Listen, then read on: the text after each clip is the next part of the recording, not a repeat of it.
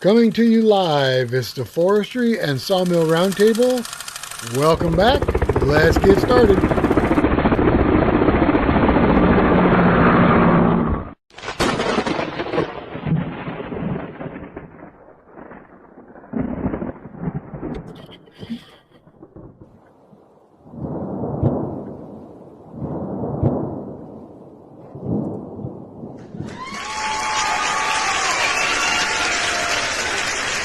Live.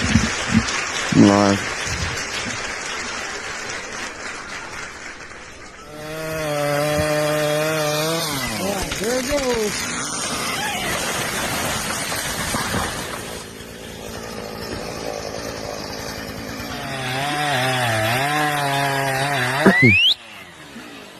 Go! Go, go, go! Go!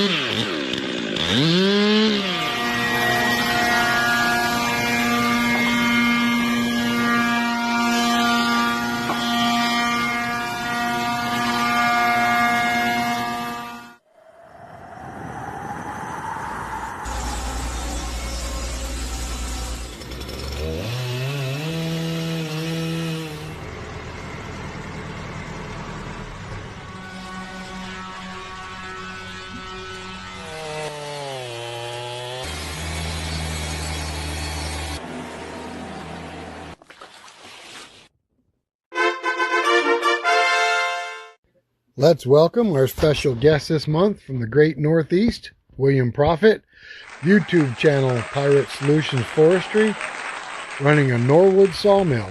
Get your questions ready, and let's welcome William Prophett.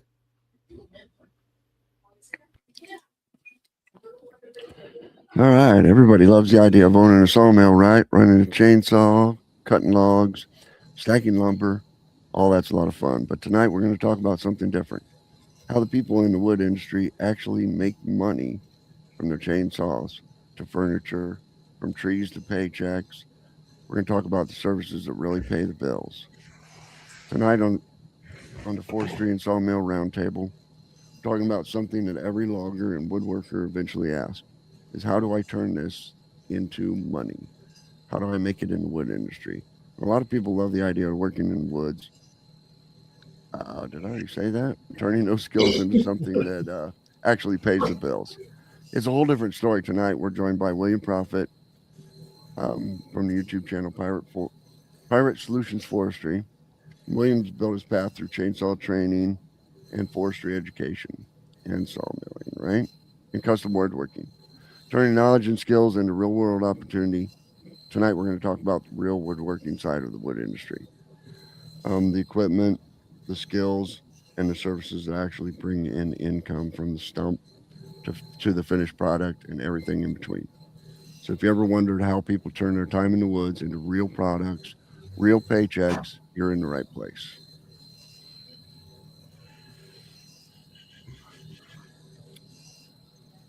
Tim? Rick? Oh, Rick's muted. Rick's muted. He's on the show and he's muted. Unmute him. I'm trying to unmute him. I can't unmute him. He's muted on his side. Rick, unmute yourself. So Rick's going to take over running the show. All right, how about now? Can you hear me? Yeah, there you go. Yep. All right, guys, we're running with a new StreamYard. We're running with a new StreamYard, and we're not quite used to it yet.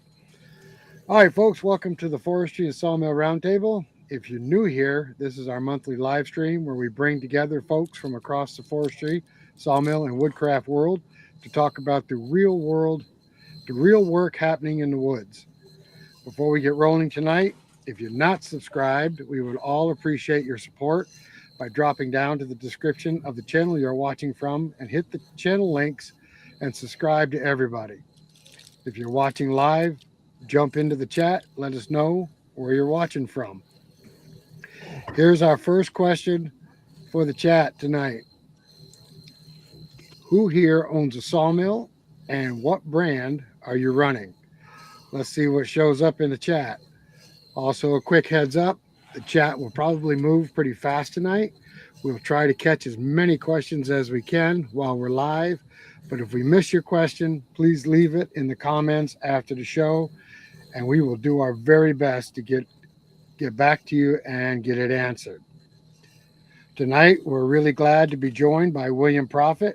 William runs Pirate Solutions Forestry, and his work covers a wide range of the wood industry, from chainsaw training and forestry education to sawmilling to custom woodworking, furniture making.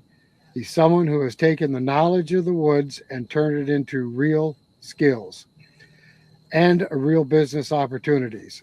And that is exactly what we're here to talk about tonight. So, William, let's start right at the beginning.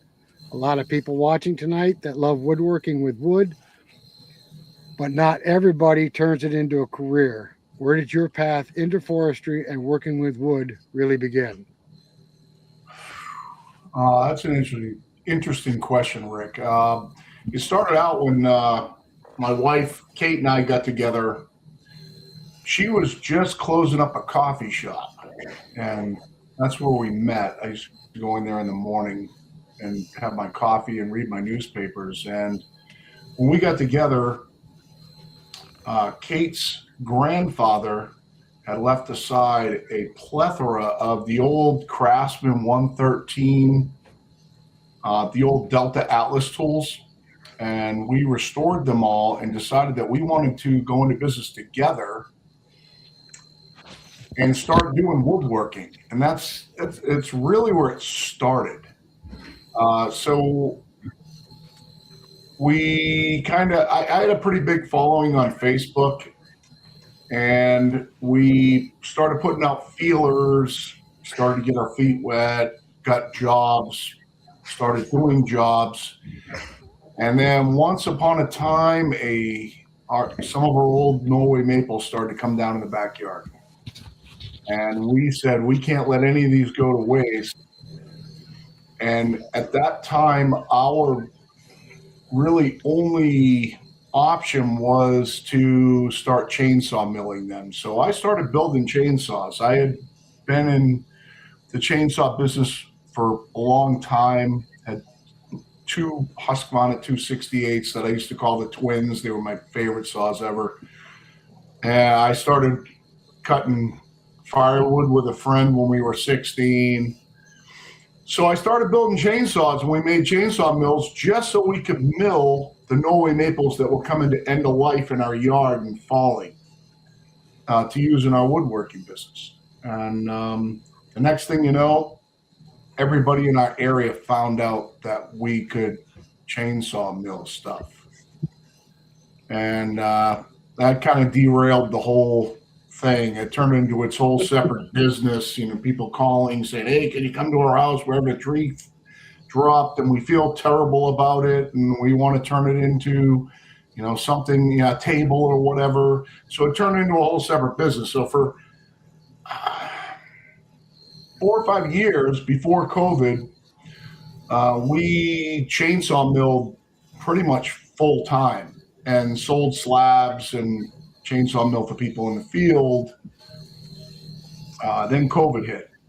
And when COVID hit, I grew up in the trades, from a machine shop to a framer to a finish carpenter to you name it. I got hired by a company that I did chainsaw milling for to do all their outdoor funky carpentry work. And it was very, very high end, from knee braces out of the USS Constitution to doing 500 feet of, locust handrails down a stairway to the ocean. You name it, we did it. We did all kinds of funky projects, real high-end stuff, all during COVID for about 3 years. And COVID wiped me out. It just wiped me out. Kate got hurt about halfway through, hurt her back. So the second half of COVID, which is how I rate time now. I rate time by COVID. I'm like, oh, when did that happen? Oh, it was just before COVID. So it was like 6 years ago. But I beat the crap out of my body. It was every single morning, load up the tools in the truck, go to the lumber yard, load the truck with lumber, go out and do the job, come back home, unload the truck, next morning load the truck, and it was nonstop, 7 days a week for 3 years. We were fortunate in our area that when lockdowns started to happen around the cities, people fled the cities and came to their summer houses, which is where we live, down on Cape Cod. So they said, you're not locking us down, we'll go to the Cape. And they came to the Cape and tried to build up here on the Cape and said, hey, fix our Cape house up so we can live here nonstop. We don't want to go back to the city. We don't want this to be over. And at the end of COVID, I was so beat that I looked at Kate one night. I was watching deliveries on Sawmills, and I was down to really an LT35 or a Norwood HT36 V2. And the LT35 was so far out on delivery, it was like 2 years out. And Norwood ran a Black Friday sale. And we were sitting here in November, and I looked at the Black Friday sale, and I said, is it okay if I do this? She's like, hell yeah. So we pulled the trigger, and everything else is history from there. Was the Norwood the very first sawmill you have ever run? Other than chainsaw mills, yes. That was the very first bandsaw mill I've ever run. So when was the moment after you got to Norwood that you thought this could become a business? We planned it. We planned beforehand. We actually went about this, and I know it's kind of going to cover some of the things that we're going to talk about later, but we really went about this the right way. We got a machine to load the mill, a trailer. I actually set up a sharpening station before I ever got the sawmill. I was getting sawmill bands from a friend of ours up in New Hampshire who had a wood miser, and sharpening for him before we ever got the sawmill. We had planned very well in advance that, we knew, well, hey, look, we need to load it.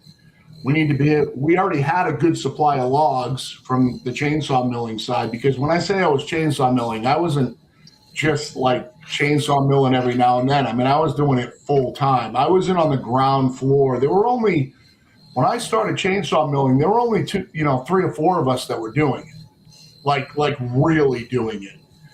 And we were doing it full time. So our whole yard was log piles and slabs and everything when we got the Norwood. But I had to get away from the building side. And we went about it the right way. We took all the steps beforehand before we got the mill, and that made the transition much, much easier.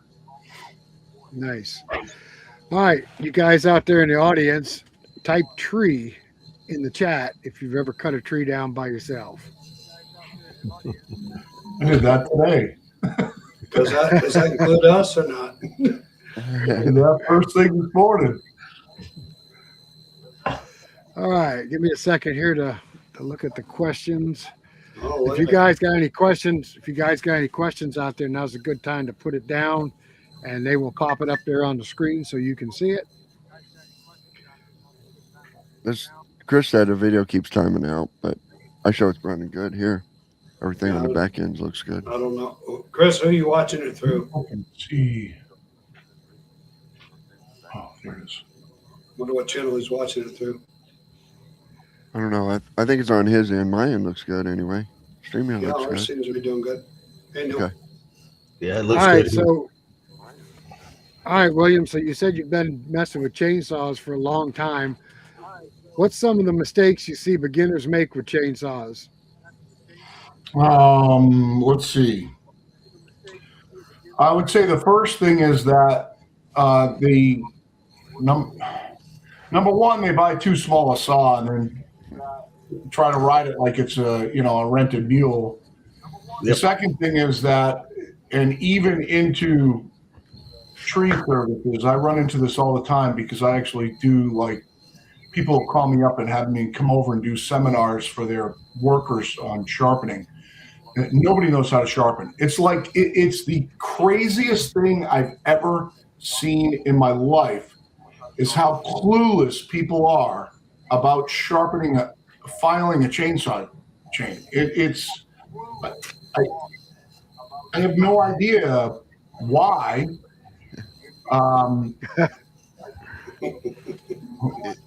Because Bill still holds me in high regard. I was lucky in the fact that when we got into woodworking, we started into hand tool joinery. First winter it was like, oh crap, out in the machine shop it's really cold, but we have the table saw and the joiners and everything. So we set up a joinery shop inside the house. We took the old parlor, and this is like an 1870s farmhouse, and we turned that into a joinery shop. And we got into hand tool joinery. We started restoring hand tools. Well, I got into sharpening and filing all my own hand saws. And that gives you a real good fundamental understanding of fleam angles and rake angles and exactly what the teeth are doing while you're cutting.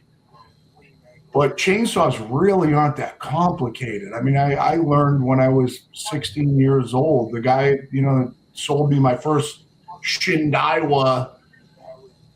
It was a 60cc Shindaiwa, and he's like, oh, just, push the file across until it starts running smooth and just follow the tooth angle. it was like, but then the ones that I get in from customers, even tree services, these guys are running saws all day, every day. They're just brutal. It's like, are you even watching? I know I'm late to the show. Hey, everybody. Hey, Neil. But what would you say the biggest, most common mistake that you would see as far as sharpening? I know me trying to learn how to hand file is trying to keep all the teeth at the right angle and making sure that gullet is cut out right and get that burr to flip on the edge of that tooth. All right, so two things with what you just said. Number one, your teeth don't all have to be the same angle. Okay. That's way overblown.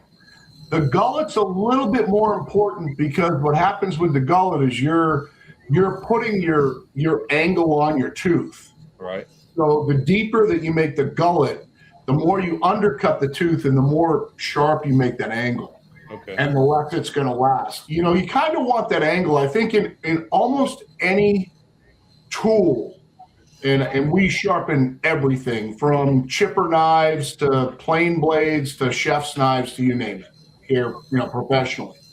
But a general rule of thumb is about 30 degrees. So included angle about 30 degrees seems to be about what the most durable is to still cut.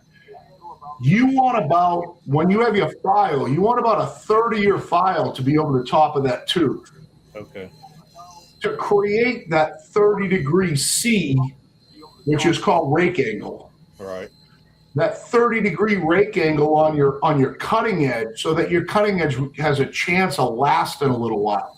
If you get your gullet really deep and you get the file way underneath, you'll make a real sharp, fine.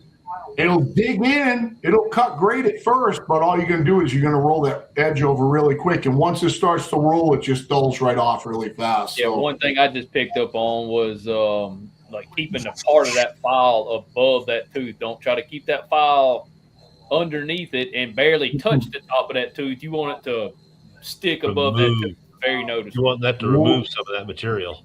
You're better off to file with a file that's too big than undercut that tooth. Even when people bring in those, the stupid little limbing saws and the climbing saws and stuff like that call for like little quarter files or 5/16 files, I'll file them or 5/32. I'll file them with a 7/32 file.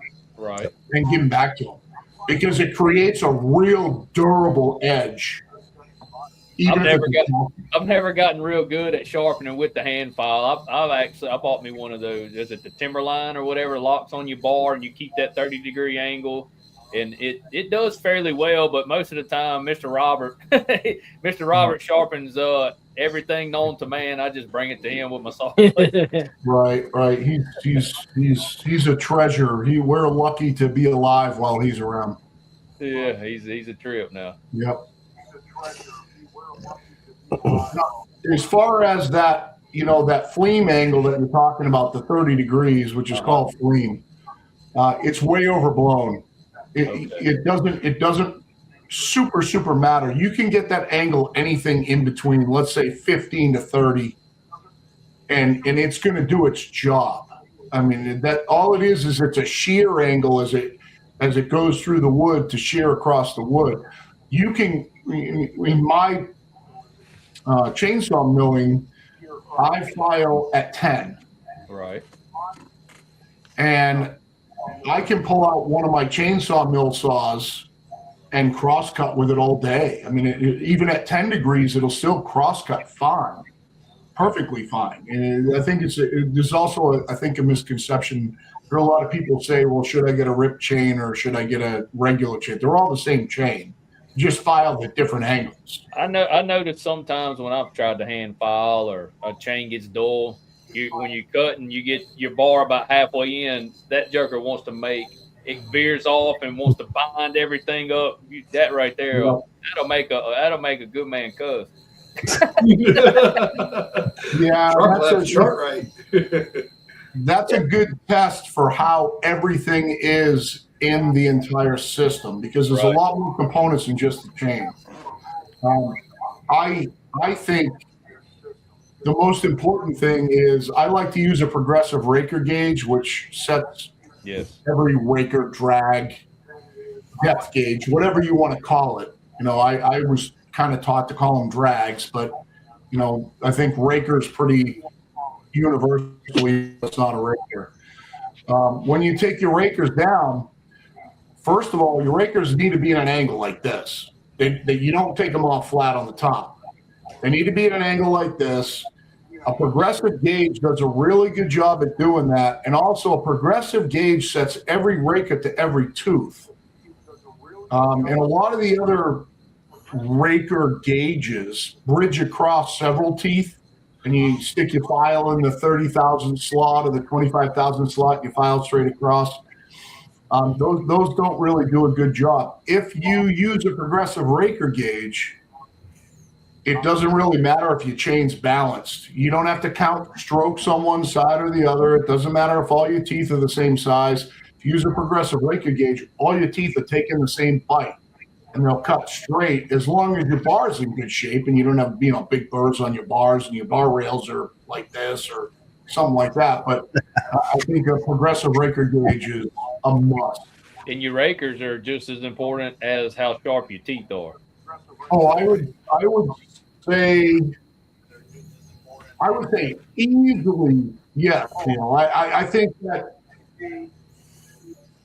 the only thing that's going to really keep a saw from cutting, unless it's absolutely whooped, is if your rakers are too high. Period. Right. If you bring your rakers down, you can dig in, your dogs and make a dull saw cut. It ain't gonna cut great, but it's gonna cut. As long as your rakers are in. Guy gave me a tip one time. He said, you know how to keep your chain very sharp? Keep it out the dirt. Yes, exactly. That works. All right, so let me ask around the table real quick. Andy, you and Paul do a lot of chainsawing. Who sharpens your chains? We both sharpen our own, but I have to admit, I cheat. I use the steel sharpener. The 3-in-1. Yes. Yep. How about Eric and Matthew? I generally sharpen all of them. I was taught at an early age. I was getting paid to do tree work at 14-year-old. Hand file? Hand file. Man, they learn how to, if you got a vise and a hand file, I'll make one to tear you up. When it hits your legs, it stings. Yep. Yeah. Neil, we already know your answer. Craig. I do have the electric one. If I get a chain way out of whack or something, I'll go through and straighten it up and then hand file from there. But There's nothing wrong with having one of the electric ones to get you back Right. in line. Yep. How about you, Craig? Yours truly. You sharpen your own chains? Yes, I do. I sharpen my own stuff. Hand file or machine? I do both. It just depends on the day. John? Oh, mine's all electric. All electric. Yeah, absolutely. I hand file, and I'm the one that everybody's talking about how bad this guy hand files. That's me. I don't hand file it. So I take 12 chains to the woods, and they're all sharp, and they'll all eat their way through the wood by themselves. And when they won't, that one comes off, and another one goes on. Period. Yep. And I got then- a cousin tree worker does the same thing. He takes a whole bundle of them on his truck. He said, "I'm not sharpening a chain for the customer. I'll just put a new one on and go cut." You didn't have a sharp one on your mill the other day. We hand file in the woods, but if we have to touch a chain up, we do have an electric sharpener as well. Does a pretty good job too. So, Yes. William, you get to talk to a lot of people. You run into many misconceptions about sawmills and chainsaws. Oh my God. Be more specific. Misconceptions like what? Like it's easy Oh. or Yeah, is anything that somebody, when they're talking to you, they say something and you're like, yeah, I don't think so. oh you can wow, cut yeah. plywood with your sawmill. You know, the chainsaw mill. The chainsaw mill. I love to see the post where the guy's got the 12-foot pine log and he says it took 45 minutes to get through the cut and 3 tanks of fuel, and I do it 6. And that all goes back to filing. As far as sawmills go, that's real. Every time somebody comes out to the mill to pick up lumber, it's always bigger than they thought it was going to be. Unlike me, the sawmill's always like, they go, "Oh my God, this is really awesome. I didn't expect anything like this." I don't know what they did expect, but wow, misconceptions. I think one of the biggest misconceptions. I think one of the biggest misconceptions we run into is we'll get people that they'll go up here in the Adirondacks and walk into a bar and it has a rustic bar top. And the first thing they do is they'll call us, yeah, we want a slab 12 foot long, 4 inches thick, and 36 inches wide. Oh, Jesus. Yeah, needed it yesterday. And I want it made out of maple. Yeah. Yep. Now, I run into that because, with me, typically all I do is I either cut for myself or I cut for customers. I don't cut any stock. So my time on the sawmill every day is only cutting customer orders. The people that contact me for stuff that they want, just like you said, I get all the I can't get it anywhere else impossible things on the request line every night. Well, can I get a 24 by 24 white oak beam that's 48 feet long? Can I get? I need a white oak slab that's 56 inches wide. I get that stuff all the time. They want it dry and they want it yesterday. Yep. And all the hardwoods, that's why I only want to concentrate on pine. I do cut hardwood yesterday, but I want to concentrate on pine because as far as the hardwoods goes, it's everybody asks for it. And then the first thing they say is, well, is it dry? Yeah. Nope. Well, I think one of the biggest misconceptions we have is the size of a tree. We tell people you can't find a maple 56 inches in diameter to cut your slab. I said they don't come that big anymore. And we have a white pine tree that sits by our sawmill. And I asked him, I said, go over there and put your arms around that pine tree and tell me what the diameter of that pine tree is. And we get, oh, that's 48 inches easily. It's only a 28-inch pine tree. Yep. But they Exactly. think it's massive, which it is massive, but it's not as big as they think it is. It's the old fisherman thing. It's the old, growing up as a fisherman, it's the old fisherman thing. If they say it weighed 10 pounds, it weighed 5. Yeah, but your Right. average bar is only 24 inches wide. So Yep, I don't know where exactly. they're going to 4 or 5 foot. And They'll then call have me up and say, I got a big tree down. Do you want it? I say, well, how big is it? They'll say, oh, it's 30 inches around. You go over there, it's 15. It's Yeah. Just like the deer. Just like the deer. Yes. I shot a 24-inch buck. Oh yeah, it was 12. yeah, Right. Yeah. exactly. Divide by But 2. I do have to say, when that tree hits the ground, it doesn't get any smaller. No. It's a big thump, though. Yeah. On the chainsaw aspect, I didn't really understand this and know it until I got into milling a lot more, and using a chainsaw a lot more. Some people watching may not know this either. You have a green chain and a yellow chain. Can you explain the difference to everybody as far as that tooth profile? Yeah, that's in steel. In steel, Right. they have the green and yellow, and they have the green and yellow Right. bars too. So, what my let's if we break it down simple, is you got full chisel chain and you got semi chisel chain. All right, in green and yellow, you have a different raker also.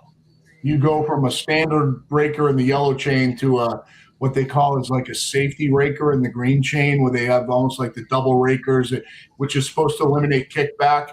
But if we just say that what you just said was a pro level chain and then a everyday amateur chain, Right.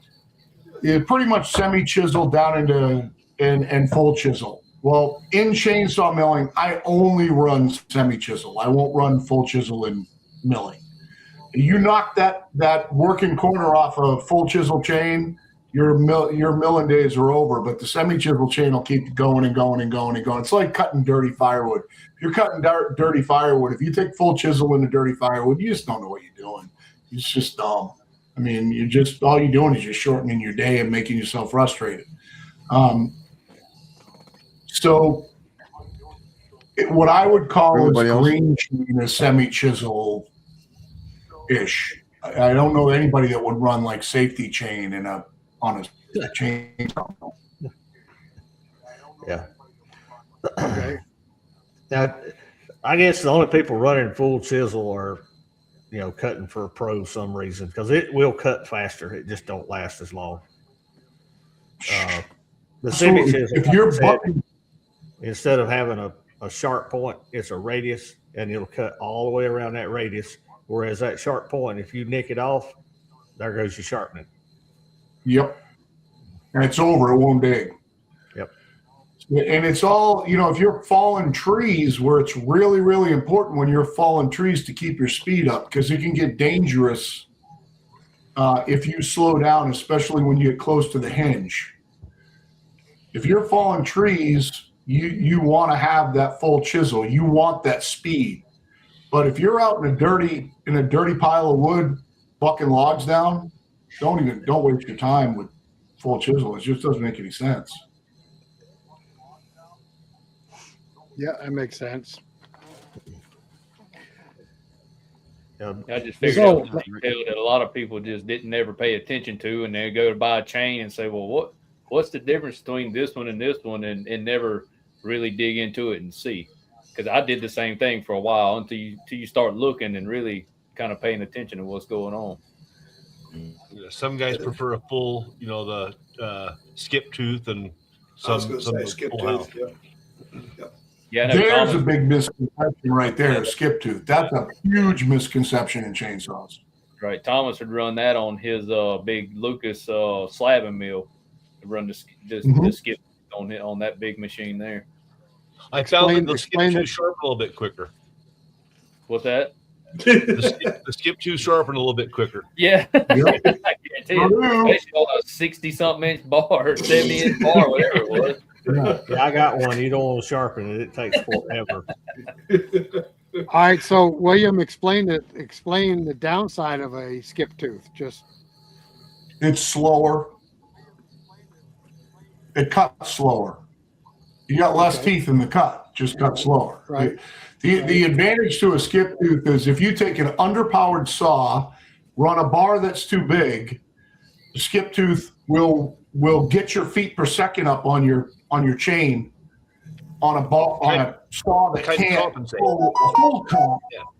at that speed. But the misconception is that skip tooth cuts faster. It doesn't. It's nothing could be further from the truth. When you run full comp chain, you got more teeth in the cut. Full comp chain cuts faster. There's no doubt about it. okay. But skip tooth, you can keep your chain speed up on an underpowered saw with a big bar. But if you've got a big saw, I mean, I run 56-inch bars on my mill saws with full comp, and we'll mill off a 15-foot white oak, 36 inches wide, in 10 minutes on 1 tank of gas with full comp chain. What about controlling noodles? Does it help space out the noodles so they don't plug up the saw? Well, when you're milling, you're not getting noodles because you're cutting across the end of the grain and not along the grain, so you're not getting noodles. But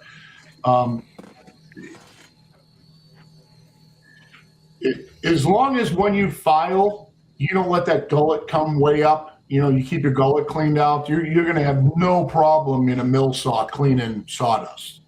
Gotcha. You just don't create enough. You're not creating enough speed. I mean, enough sawdust during the cut to cause a problem.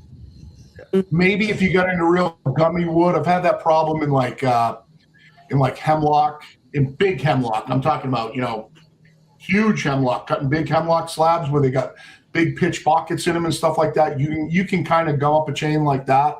But other than that, if you're milling hardwood, you're never, ever going to have to worry about sawdust. It's so fine and it spits it out so fast. It's just not a concern. Yep. All right, so Go ahead. you've been messing with a chainsaw since you were a teenager. Do you remember back in the days when they had the bow saws? The bow chainsaws, they called it a bow saw. Sure, I know what they are. I've never used one though. I'm just curious, what was the purpose of it? I never owned one.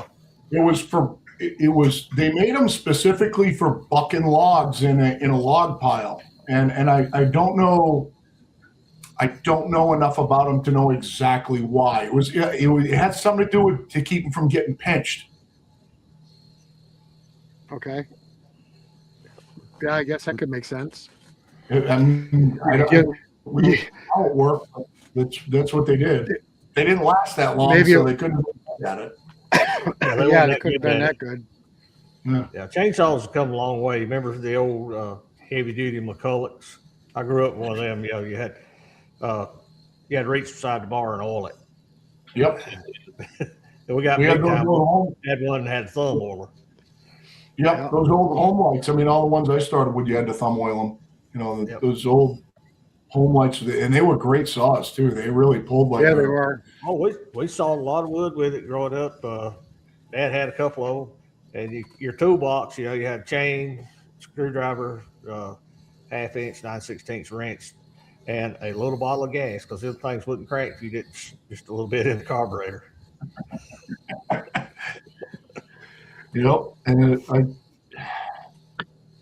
we used to when I started selling firewood at 16, we were cutting 4-foot logs and hand splitting them in the woods and selling them in 4-foot lengths. That's how we sold firewood, was 4-footers. Wow, really? Hand loaded into the back of pickup trucks, sold everything in 4-foot lengths. Lord have mercy. Huh. I don't want to handle 4-foot firewood. Oh, that would tire you. That would tire you out by the end of the day. And hand split them in the woods, just like you'd split a log, except hitting it on the side until it would start to crack, then throw a wedge in it, beat it, break it in half, throw it in the truck. I seen a guy on YouTube a while back. I've been thinking about adding a wood boiler, a hot water boiler, he had a monstrous one, and he'd put 2 or 3 logs on his tractor, go over there, and the hinge on that roof would roll back, and he'd just drop them right in the top and then close back. like a About nuke plant. 6 foot long logs. He'd just put them right in the top of the boiler, and the lid closed right back over. Yes. That's awesome. We had a place up in the Adirondacks with my ex that we had a cabin up in the Adirondacks, and we burned 4-foot round logs in the fireplace. Oh yeah, Whole 4-foot round. No, y'all burn firewood up there? Dad had a Yes, he had a, burn firewood. when I was growing up, Dad had a hot air furnace in the basement, and it had like an 18-inch door. But you split it down and it would go through that door. Yep. You didn't make little bitty pretty chunks. Whenever it was small enough to go in that door, that's when you stopped. That's one in. Yep. I got a stove going next to me right now. It's like summertime down here the last week or two. I will used tell to you, have- it was 85 degrees here today. Yeah, it's been hot. Ooh. We got up to 40 today. If someone was out there looking to buy a chainsaw, what would you recommend on choosing as far as bar length goes? I mean, I have my opinion on bar length and how your chain. Somebody who knows how to run a saw, or somebody who's a newbie. What is that number? Maybe. I mean, you could touch a little bit on either one, but as far as long as chain stays sharp, or what, I guess it depends on what you're cutting. I mean, they maybe dig into that a little bit. Yeah, I think I've kind of changed my opinion on that over the years. I started out really running 20s all the time as a kid, and up until I started chainsaw milling, and then that went like crazy. But I always ran a 20. Now I always run a 25. So if somebody said to me, let's say it was a guy on a tree crew, hey, Billy, I want to go down, I want to buy my own saw. What length bar do you think I should get? I'd say a 25. I think that's a good middle of the road bar. If it's a newbie, first of all, I'll tell them to get an electric one. I'd tell them to stick with 18. Right. Something around there. Your toes are further away. Yeah. And with the 25, I mean, I used to like running the 36 all the time because for 3 years, all I ran was a 36 every day. I never ran a small saw unless I was just bucking limbs off of something that I was milling. But I ran 36 90% of the time. And even when I was cutting firewood, I would just cut with the 36. And man, I'll tell you what, you get used to it after a while. It's nice to stand up and buck with a 36. That's one good thing about a long bar. Another one, on my opinion, on that long bar, my theory is on it is you got a longer chain. It has to make less passes, revolutions through that log to cut the log. So your chain can stay sharper longer with a longer bar if you're staying out of the dirt, of course. Yes. Yeah, And if you hit something, you're only hitting it with a smaller portion of the chain.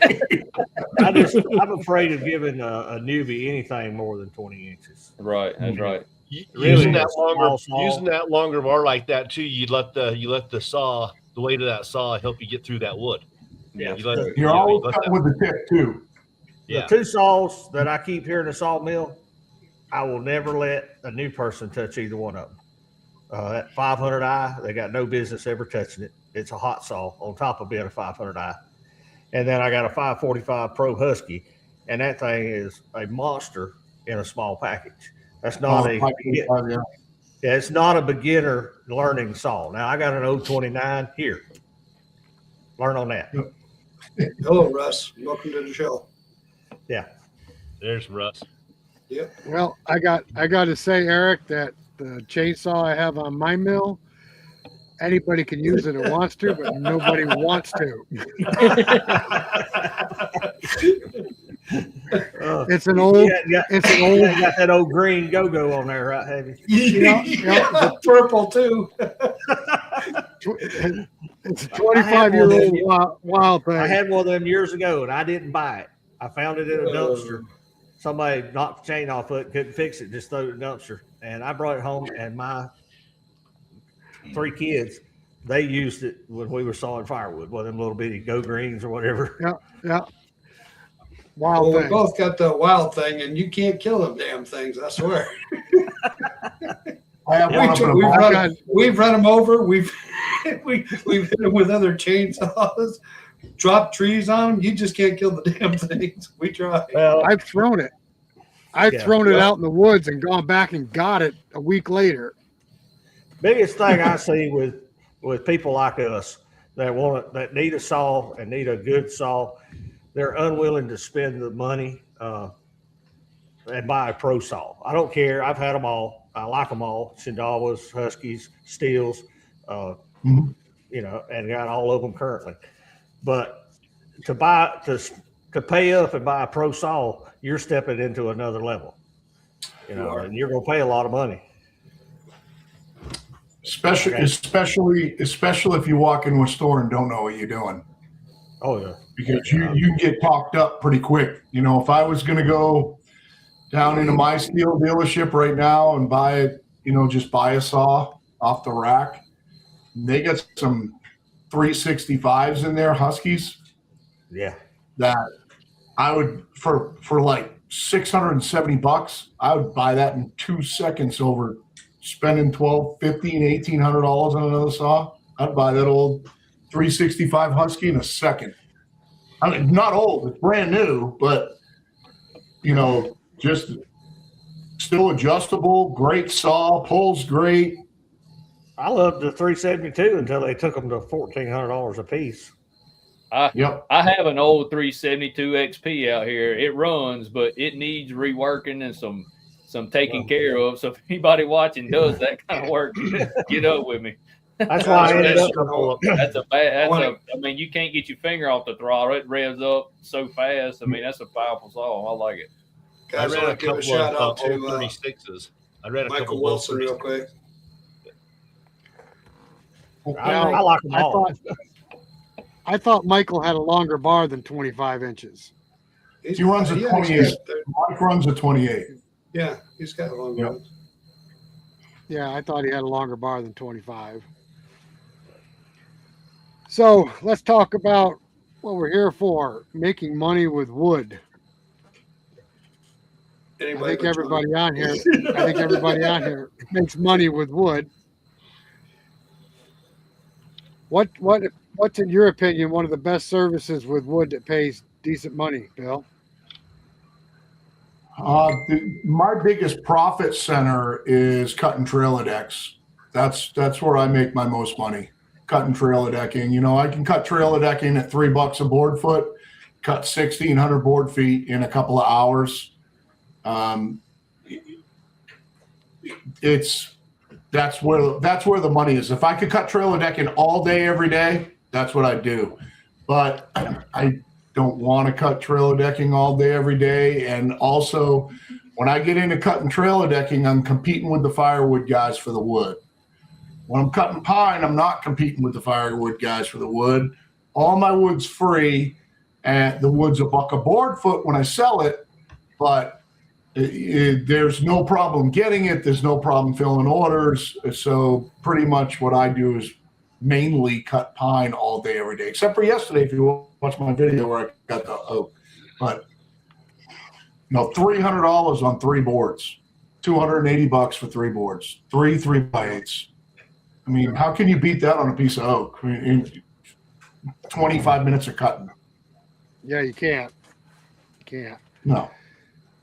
I've had some guys ask me about the cut and trailer deck down here. Mostly what we have down here this far south is a lot of water oak.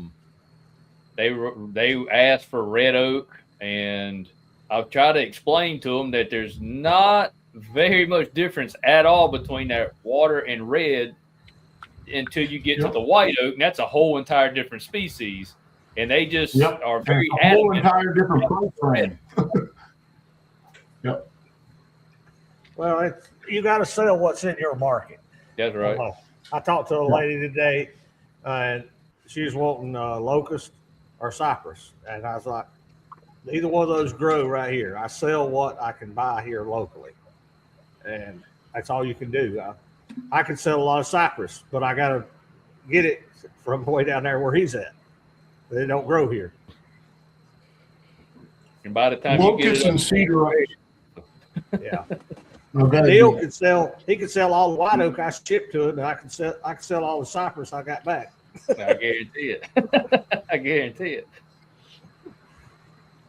In another 2 weeks or 3 weeks, I'll get into my cedar and locust season. So people will start coming out of the woodwork to build all their outdoor flower boxes and all that crap. And everybody will want locust and cedar. And actually, the tree job I did this morning took a cedar down. And I can't. Once upon a time, I had piles of black locust, and I cut it. Oh my God! I cut 100,000 board feet of black locust with chainsaw mills. And now we just can't get it anymore. I don't know what's going on. I priced locust last year at a guy that owned a whole bunch of little cottages down on Cape Cod, and he wanted to put trim on all of them as a rebuild in the spring. So he sent me this big cut list for just eastern red cedar, the juniper, and we used to get it by the boatload. And so I had to start pricing log trucks. They wanted $5 in the round a board foot for a log truck of red cedar. $5 in the round for a log truck. Yeah, I just had to call the guy back and say, sorry, I don't have enough and I can't do it. Get a loan for that. No, I'm selling it for $5 a board foot cut. Yeah. Neil, any practical use for sweet gum? Yes. That Mr. Eric and Matthew could get that when they mill that pretty good bit. The only thing I've ever used it for is making them catfish hand grappling boxes where you get in the water and pull the catfish out of them. Yeah, they go up in the water, underwater. This whole wall behind me is sweet gum. Yep. It's beautiful stuff. Yeah. I tell people, any wood awesome. that grows in your area will be good for interior wallboard. I don't care what it is. Mm-hmm. If you can dry it and then re-straighten it, re-flatten it, you can make something pretty out of it. Andy, anything on that chestnut, American chestnut, that you can add? American chestnut? Yeah. You gotta, It still exists, but they never get large enough to really harvest it anymore. Sorry about that. I had to close the door. We've had a heck of a thunderstorm. I thought he was going to come back with a chestnut. Yeah, I'd like some chestnut. So, see, 5, 6, 7. Down there, Eric. down there on the Cape, William, what's your source of pine? You say you get pine for free. Do they have big forests down there? Yeah, it's really an interesting story how we got where we are, but we've grown back. We got wiped out up here. Actually, it changed the entire sawmilling forestry business in 38. 38, we got wiped out. It wiped out the entire Northeast. We'd already deforested. When the settlers came in the 1800s, they basically cut everything flat, used it to try to stay alive, and made farmland. So they basically deforested Massachusetts in the 1800s. But in 1938, when the big hurricane came up here and blew everything in Massachusetts and Vermont, New Hampshire, and part of Maine. It blew all the trees down. The government had to step in and start their own forestry control program, because what was going to happen was when all the wood that got blown down got cut up and hit the lumber market, it was going to crash the lumber market in the United States. So the government came in and basically commandeered the Northeast and set up sawmill camps all over the Northeast and hired tens of thousands of men and women both to run the sawmill camps. They just had to go and live there to cut the lumber, and then they took all the lumber and they stored it and they kept it out of the market so it didn't crash the market. And they did that up until 41, 42 when the war got going really bad, and then they had to take everybody out of the lumber camps and put them to work, making steel and everything else for the war. But we've been through some real cycles, and the way our forests start is our forests start with locust. Really? So locust comes up first, and then after the locust comes up, then we start getting all our pines. Our number one tree in my area is the pitch pine, and the pitch pines come up, the white pines come up. Then the last is the maples, and the maples are considered an invasive species up here, and the maples will take over and their canopies will lay over everything, kill everything off. So that's kind of the progression that our forests go. So wherever you live, and the oaks grow in there at some point. So wherever you live, you're somewhere in that progression from nothing to maple. And then the maples die and whatever's underneath them takes off. So, Right. Are you guys having any issues with disease on your white pine? no, just our ash and the chestnuts and stuff like that, but no disease with the white pine. There's been some rumors around that it's coming, but we haven't seen it. We're getting hammered here with three things: white pine blister rust, the weevil, and red rot. Red rot's a bad one. Where are you? Upstate New Adirondacks. York, just Oh, Adirondack, upstate. southern Adirondack. Whereabouts in upstate? Just north of Utica. Okay. Huh. Yeah, We're not getting any of that out here. I couldn't tell you last white pine that I milled that had an ounce of rot in it. So it's one of my favorite trees to mill. There's just never a problem with it. that The must be weevil, nice. it just you end up with a multi-trunk tree. They're a real pain in the ass. Like getting cat faces in them and then they split off or something like that, or They come in and they kill the main leader towards the top, and then the tree. You know how white pine will respond when they lose that leader. More than one of the side shoots will try to take over, and then you end up with a multi-leader tree, and it screws everything up. yeah, we very rarely see a multi-liter white pine here. Very, very rarely. They grow really straight, really big. Once We're not the that far away tree's from above each a certain height, they won't bother it. But all our younger white pine, they've been weeviled. Wow. I think white pine is one of my favorite woods to cut, other than the pitch that comes out of it. Yeah, all we have down here, but we've been running 95% pine plantations. It's just the pine beetles. Yeah. They'll get in a stand, and you can get quiet in there, and you'll hear them chewing on the trees while they're standing. I've been in some cabins where you go to bed at night and you can hear them chewing on the wood in the cabin. Yeah, if you got some logs laying in the yard, you go flip some bark and get plenty of fishing bait. Yeah, Yeah, you're right.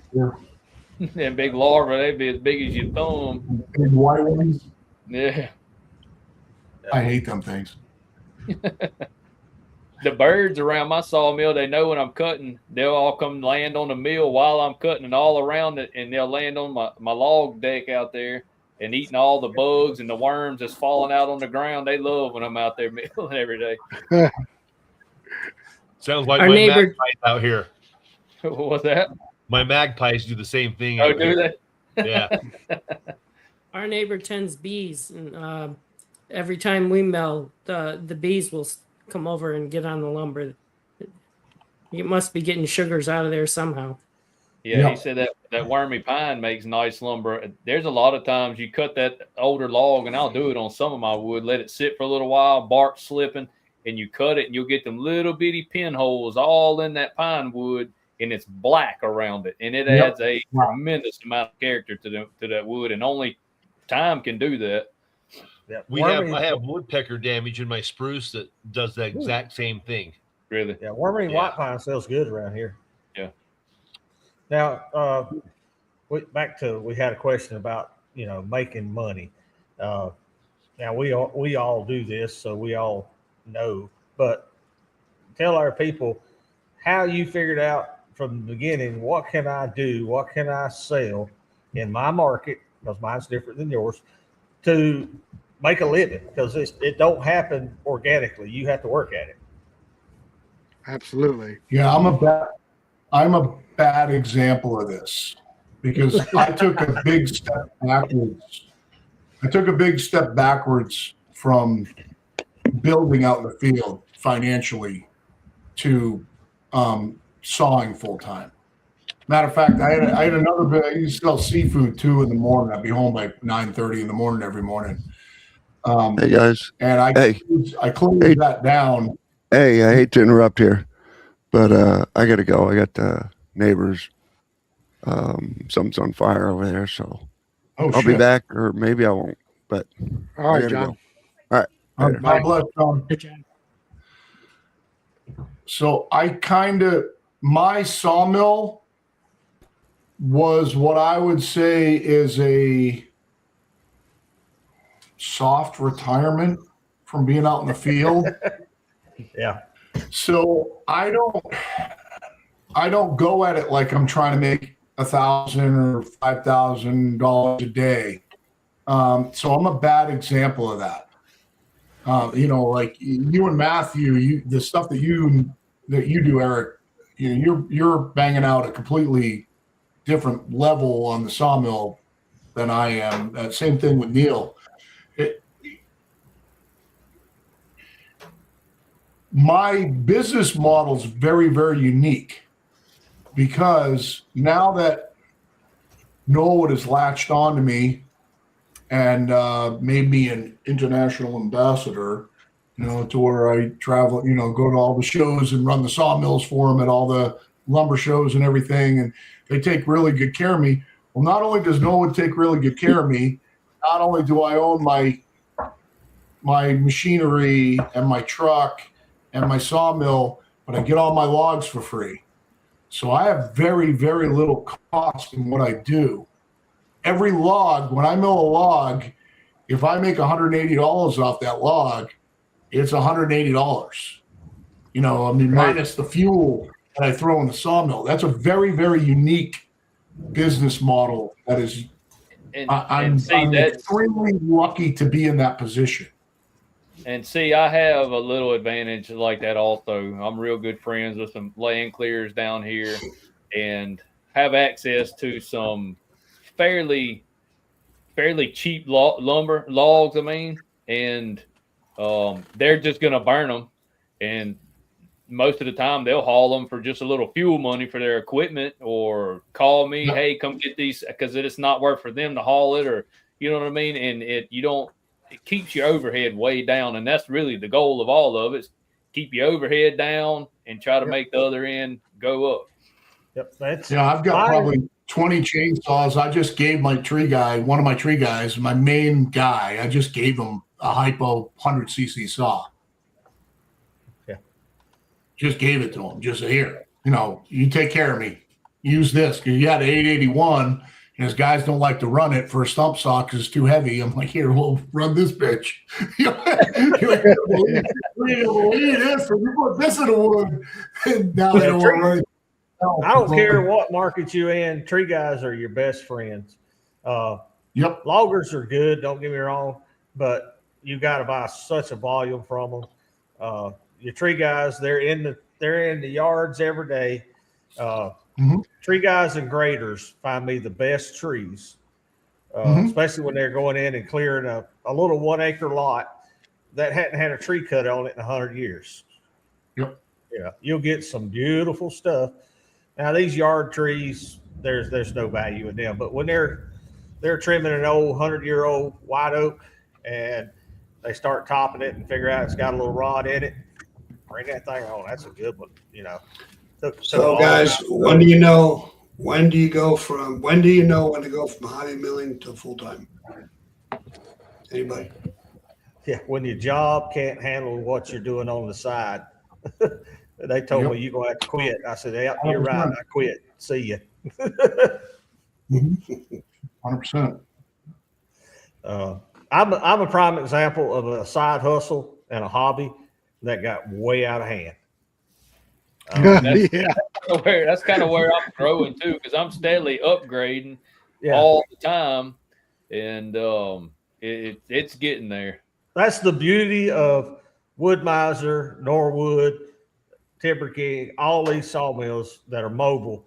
A guy with a little money in his 30s or 40s can buy one of those mills and pay for it, and go out and hobby saw once a weekend, twice a weekend, a month, and make enough money until he gets sawdust in his blood, and then his hobby turned, into an obsession. Yep. And not everybody does, because I'm sure all you guys are on Marketplace, and you'll see all these mills for sale that people bought and wanted to get where we're at. But it takes time, takes a lot of work, takes a lot of effort. And buying a sawmill is just the beginning of the money. That's only part of all the equipment that you need. Not to mention the physical demands as well. Oh yeah. Yeah, you go work. There is no sawmill made, even my 70 with electronic controls. I still shuffle wood. Matthew shuffles wood. We handle wood all day. It's kind of therapeutic though to come home and run the mill and get away from all the noise, just to cut wood. Get away by yourself and cut. I ain't got my earbuds. Put your earbuds in and just saw. And just cut. Yep. Enjoy it. Till something goes whang. Now, Craig, you work by yourself most of the time, right? Yeah, I do. You probably work harder than all of us. He does. He just won't admit it. He's cutting all that dry wood out there in Utah. He's always putting in ceilings. I got the easy life. No, you're up. I know when you text me or you message me in the morning, I know what time it is out there. You get up early as hell. You just don't know. I got my coffee. I'm looking at 7 o'clock. I'm like, wait a second, it's like 5 o'clock out where he is. What's he doing up this early? Craig doesn't sleep. I got buddies in Mississippi. You can text me at 5:30. I'll wake you up, Craig. I ain't answering it. My wife will come out and she'll say, "Is that Matt Neal again?" I call him. I say, "Golly, he's 2 hours behind me. That joker's asleep." Hello, I'm just getting my coffee pot going. Yeah, exactly. Oh man. All right, so I heard Bill mention that you cut some wood for the Constitution. I worked on surfaced and repaired some knee braces from the Constitution. A guy that hired me to do ridiculous, crazy, organic, high-end building for him bought seven knee braces out of the Constitution that were at auction from the Navy Yard. And then he, in turn, wanted to sell them as, I guess, the best thing that they turned into was outside tables on your deck, 18, 24 inches thick, 10,000 pounds, huge, mostly live oak. And what I had to do was I had to surface them and finish them so that they would look nice, so they weren't in their rough form. And did a lot of that with hand planes. I made some great hand plane videos, hand planing those Constitution knee braces. And we had to do some epoxy work on them. Some have been around in the Navy shipyard for a long time and actually had some voids in them and things like that. But that was a neat project. They got some super secret epoxy that they put them, because they laminate them together. They used to use white oak, but then they used all the white oak in the United States, except for Gary, Indiana. And then they went over to the live oak, started using up the live oak, and they laminate the knee braces together. So they're like 1 inch thick by like 24 inches wide laminate pieces that are pressed into these knee brace shapes, big, huge curves, and then the super secret epoxy. So I actually had to talk to the Navy about how I could, what I had to use for PPE when it came down to like sanding them and stuff like that, which if somebody didn't tell me to do that, I would have never known. I would have just been sanding away. But they're like, hey, you got to talk to this girl. She's the specialist on what's the epoxy. And she was like, you got to really, really wear a mask with this stuff. This stuff's nasty. I can't tell you what's in it, but it's really nasty, nasty stuff. So that's why I hand plane most of them. I was like, hell with that, I'll hand plane them. That's some super strong stuff made out of live oak. Yeah, Rick, sure. you want to take that question? We got a question on there about buying logs. Guys, that's an open-ended question. It's something you're going to have to figure out for your area. There's several things you're going to need to know. The guys that are selling logs, what are their options? Do they have commercial mills they can haul it to? Do they have pulp mills, chip mills, or do they have more sawyers like you that they can haul it to? And you need to know what a pulp mill's paying versus a production sawmill. And you want to kind of be somewhere in the middle there, depending on size, length, quality, species. Nobody here can tell you a quick, easy answer. You're just going to have to work at it. Find a number that works good for you, and that'll give the person selling it to you a number they can be happy with and be willing to negotiate. I tell all my guys that bring wood, I said, if you want more money, bring better wood. And as far as the pine goes, I buy down here when they ask me if I want to load a log or whatever, and ask them will they haul it. Yeah, sure, I'll haul it, and then ask them at first, what is it worth you to haul it to me? Yep. Now you got a starting point. And of course, you want to negotiate and try to get the price as cheap as you can get it, but as long as the two parties are satisfied and you're not paying some crazy astronomical price, I don't deal with hardwoods down here. Well, at all. I find graders are your best value because they're in there to move dirt, put in a driveway, put in a basement, and do some finish grading. And the logs, the stumps, the brush, all that crap is just something they got to deal with. And if you'll tell them, hey, anytime you get logs, you just want to dump them on the yard, they'll come and dump them on the yard just to get them off their truck, get them off their job. I work with a guy running heavy equipment, a track hoe and a dozer, and we're just finishing my brother's place. Had to just dug a 3-acre pond and then cleared another 6 acres for another friend of ours. So just every time you go home, just haul a load of logs with you. Yeah, and I tell my tree guys, I said, hey guys, if you're on a one tree job and you don't want to carry your chipper, throw all the brush in the truck, take your skid steer, throw the logs on top, drop it off out here in the yard, and I'll throw the brush in my burn hole and deal with the logs. It helps them out and it helps you out.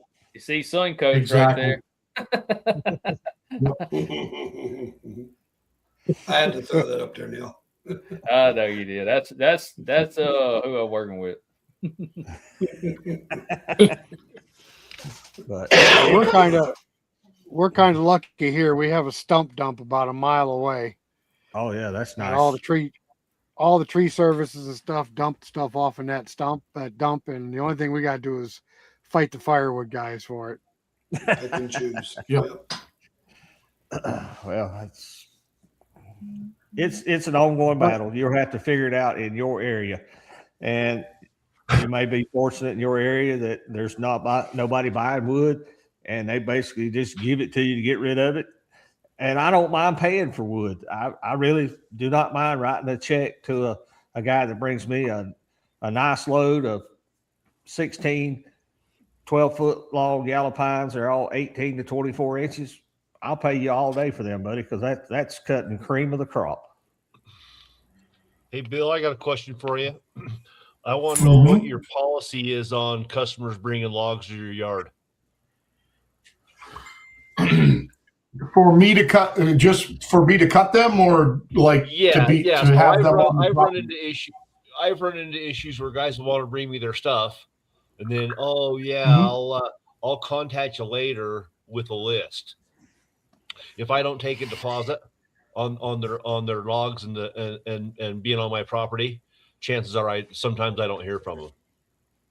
Sounds like it's your land. I haven't really run into that. I mean, typically when somebody brings me, somebody's calling me up, and the way that it usually goes with me, unfortunately, right now I got a huge pile outside that I got to cut for a customer, but that have been here for 3 months. But usually it's they show up with 4 or 5 logs, and I cut them right away, and I stack them for them. And I ask them, we look at it and we say, "What do you want out of it?" They say, "I want this." I cut it right away, and they're gone within 2 or 3 or 4 or 5 days. I did have some people that live locally that were builders that brought me a bunch of logs years ago that were kind of junk logs, like some crooked pitch pines and short stuff and a bunch of other things that never, ever, ever came back for them. We were cutting some flooring for them and out of their big logs. And then they kind of just left them here and never said boo about it again. But overall, it's not really a problem. No. That's why you do business face to face. I'm on Marketplace, just like these guys are on Marketplace. And people ask me how to go forward. I said, well, the next step is you need to bring some money and come see me. When you bring your logs, come see me, and we'll sit down and figure out what you want to do and go forward. I use a gut feeling. If I get a good gut feeling, then we move forward. If I don't have a good gut feeling about somebody, I'll tell them right quick. Not going to be able to do that. You might need to find somebody else. Eric, I had that just happen to me 2 nights ago. 2 nights ago, I had a guy message me off of Marketplace, asked me to cut him 500 feet of 3/4 by 8 white pine, and he wanted me to ship Lapland. Well, that's a pretty good order for me. It's probably going to be $1,000 order, because it's going to be after I ship Lapland, it'll end up being $2 a board foot, so it doubles the price for me. So it's $1,000 order, and get it done pretty quick. So he's all ready to go. I said, when do you need it by? He said, I don't need it to the end of April. Awesome. Just do me a favor. I said, I want you to text me your info and this order. I'm going to send you my cell phone number. I keep all my schedule in my text line, and every time I finish something, I delete it. So when I get up in the morning, I can look at my text line. I know everything that I have to address in life. And that night he didn't text me. So the next morning, got a bad feeling about it. I shot him another message, and I said, hey, I need you to text me your info and that order for my text line. And 15 minutes later, he said, I don't want the stuff. Yeah. I was like, well, thank God I didn't start cutting on it, because he was all gung-ho the night before. Yeah. Now, we've all got good customers. I've got several hundred that he called me up right now and say, I want $5,000 worth of wood. I tell him, okay, it'll be ready. But people you don't know, and people on Facebook Marketplace, money up front, face to face. Absolutely. And believe us, we've all learned this the hard way. I've had so many piles of pine. Yeah, I need this, and this. Cut it. Don't air stack it, because I'm coming get it tomorrow or the next day. 3 or 4 days later, it's a pile of mold, and there ain't nobody to be heard from. That's why I refuse to air stack anything for anybody. I do not care. It's my meal, and I sticker everything, because I've been burnt too many times.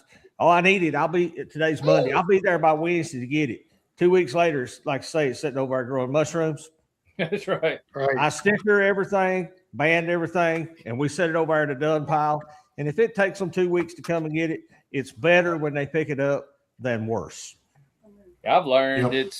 it's easier for me to. I mean, I'll custom mill for people, but it seems like it's a whole lot hassle if you make a product and sell the product. Here's this many boards. This is going to be this price, and then you go on to the next number of boards you're going to make, and here it is. They can just, oh, you want it, you show up, you pick it up, and leave with it. Yep. And you just learn. Trust your gut.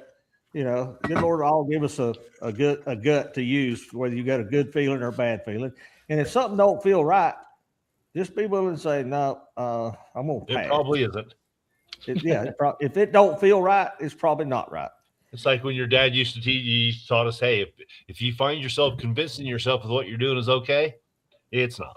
Yeah, it's not. It's simple old wisdom. Yeah, you got to kind of get into a really weird situation where it's going to cost you, though. So it's got to be something where I'm wasting a high dollar log. You know, if somebody's just like, if that guy asked me to cut 1x8 pine and I cut 500 board feet and he said, I don't want it, that's nothing.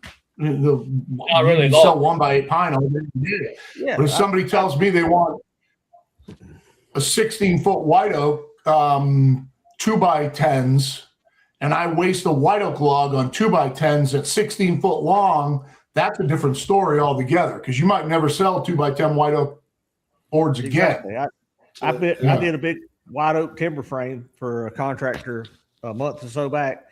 Called me out of the blue, and first thing I asked him, I said, "You tried to get this somewhere else?" He said, "Yeah, I've tried everybody. There won't nobody do it." I said, "I'll do it."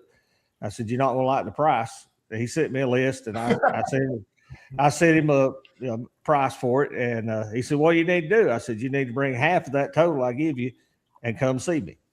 And a week went by, and he didn't show up. And he called me a half towards the end of the next week. He said, "Man, I forgot to bring you that money back." I said, "Well, I didn't forget, and I hadn't sawed those logs either." That's what we do. One thing I learned too. He come by, wrote that check out. It cleared the bank. We did the work. He picked it up, wrote the other half of that check. Everything was good, but I got to cover my own rear end because all that timber frame stuff is just wasted white oak because I won't need it again. And one thing that I've learned, and y'all might have too, you don't really want to price yourself cheaper than everybody because you do not want every job. No. You don't, you know what I mean? You don't try not to get every job because you can get over busy and then it ain't worth your time. You know, it just ain't worth it. You got to don't underprice yourself. Yeah, you price your product at what makes you feel comfortable for your area, and you should know in your area what somebody's selling the lowest for and what somebody's trying to reach for the moon. And if you're somewhere in the middle and you're happy, then be happy and be there. And that can all be found with a couple of simple phone calls. Yeah. If you want to make yourself, what people are trying to sell. That's right. if you want to make yourself the worst business model, if you want to make yourself the worst business model that you can possibly make, start by trying to be the cheapest at what you do. That is the worst business model. You could not possibly make a bigger mistake. If you're out running a sawmill for a living, this ain't Walmart. Yeah. And everybody doesn't do it. But in any business, no matter what it is, the worst thing that you can do is be the cheapest. That is the absolute, you're better to turn that away than be the cheapest at what you do. I teach that on our YouTube channel. Learn your craft. Be the best sawyer in your neighborhood. Put out the best quality product of anybody around. We all make mistakes, but your goal, every board they take home is the same thickness, the same width, same lit, as perfect as you could make it, and then charge a premium price for what you do. And people will go to the cheaper places and they'll take that crap home and build with it, and they'll say, "My Lord, what did I get?" You'll price yourself out of business is what you'll do. Well, yeah, exactly. When I was in the seafood business, we used to call it, oh, you got your kid there, a WHORE business. That's what it was called. And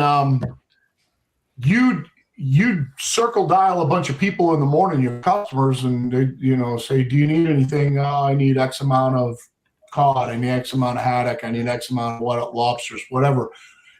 The ones that would ask you the price, they'd have 4 or 5, 6 different people calling them, and they'd say, "Whoa, what did Bill quote you?" Well, he quoted me $3.25. Well, I'll sell it to you for $3. The next guy calls, so I'll sell it to you for $2.95 a pound, and they keep going down and down and down. Well, every time when somebody would do that to me, I'd say, "Good, buy it from them. Don't call me on the 4th of July when you can't get anything." Exactly. Because I come to you 364 days a year. The only day I get off is Easter. The only day is Easter that we don't go. Don't call me on the 4th of July when you can't get anything from that guy that just undercut me 5 cents a pound, and you decide to buy it from him. Yep. And that it's just better to turn away. You treat your I customers spent, good. You go to them all the time. They're going to take care of you too. I spent 25 years in the food business. We serviced anybody that sold prepared food, restaurants, whatever.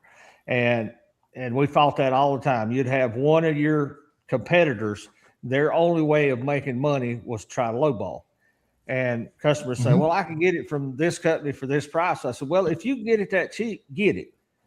But just remember who comes by every day, who's by here every week.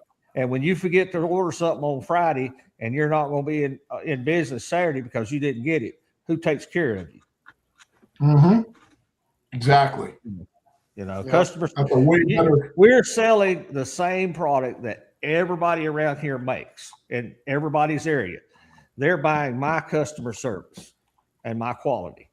That's what makes my product different than everybody else's. And theirs is good product. Don't get me wrong.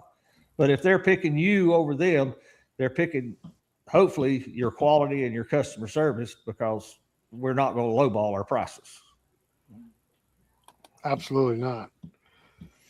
Well, Neil, I hate to say this, but guess what season's coming up? This time to go back to work. No. Oh, the tomato steaks. Vampire season.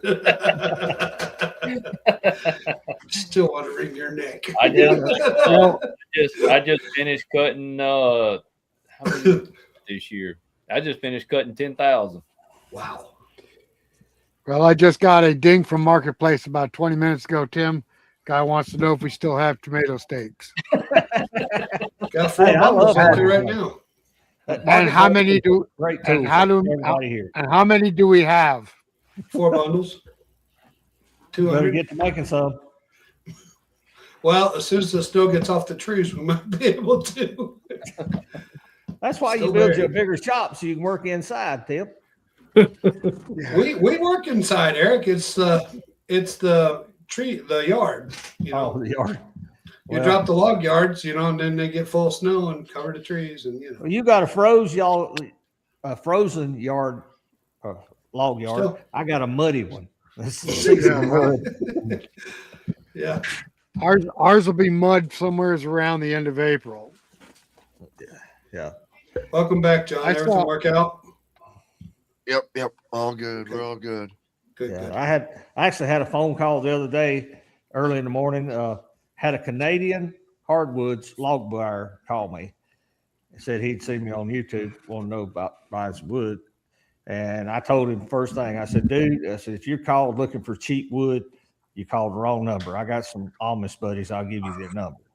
I said, now, if you want to buy some hardwoods and pay a reasonable price, call me back and let me know. Just, stop it. Stop it right there. No other buyer in the world is going to pay more. Yeah. I don't fool with them. They're not worth their profit margin's not there. It's like dealing with pallet lumber. I don't deal with pallet lumber. Those guys, they want everything dirt cheap. I tell them, go over here to commercial sawmills and buy all their waste. Yep. That's Mason on the phone, Craig. Are you good, buddy? All right. I saw a question pop up a second ago. I'm going to put it back up on here. I don't quite understand what he's saying here. Anybody understand that? Pay $100 for a load of logs, multiple species, wood, charging at Amish pricing or at least competitive be too cheap or should be higher for the logs that you paid for?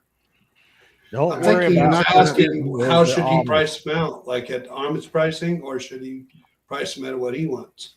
You're not gonna outprice the Amish. I can tell you that right now, Nope. because they'll work for a nickel an hour. You outdo the Amish with quality and efficiency and a product they can't produce and won't produce. And not a month out Right. on orders. Yep. You can outprice the Amish and take their business by not being behind on your orders. And like Eric said, make sure it's accurate lumber and quality lumber. And There's a one thing I niche. was gonna There's a niche for everybody, okay? And you got that customer that has a very thin pocketbook and they got to get it as cheap as they can, and quality is not an issue. Have a phone number to give them to call somebody. Here, call these people, they'll take care of you. I'm sorry, your 3/4 inch boards are going to be half inch on one end, one on the other. If it don't matter to you, go get them. They got them. I go just the other way. I'm a slab guy that's local that sells all kiln dried and surfaced. He cuts the stuff down for you if you want. He's got every species on the face of the planet. Big, huge slab warehouse. He buys pine slabs from me. If somebody calls me for something that I don't have, I send them to him. And that's a big step up. It's going from a $200 slab for me to a $5,000 slab from him. But I guarantee if you want it and I don't have it, he's got it. And that's the only way it goes for me. It never goes down. It always goes up. Yeah, you go see Thatcher Smith at Plymouth Live Edge. He'll have it. I like working with our local sawyers. I've got a whole network of them that haven't invested the money in the things that Matthew and I have. And they'll be doing a mobile milling job for a customer, and customer decides they want to, have it kiln dried, S4S or tongue and grooved or hardwood floor. And they're like, well, I know a guy. Well, yeah, I'll do the work.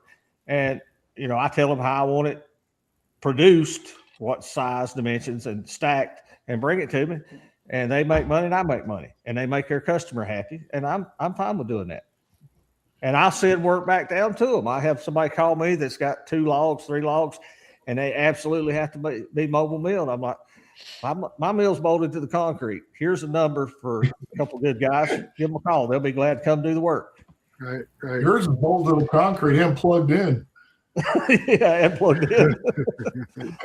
But you take care of your local sawyers, the ones that work with you. I send them work all the time. I probably should admit this, but I've been known to go down and buy trailer load of 2x6s and 2x4s from the Amish and resell them. Wow, that's filthy. Stop. Stop it. It's a business decision. Business. Oh, I feel like I have to take a shower after thinking about that. Oh, that is dirty. Well, when they're selling it 30 cents a board foot less than I can, and it's already cut and ready to go, all they gotta do is put it on a trailer. I'll do it.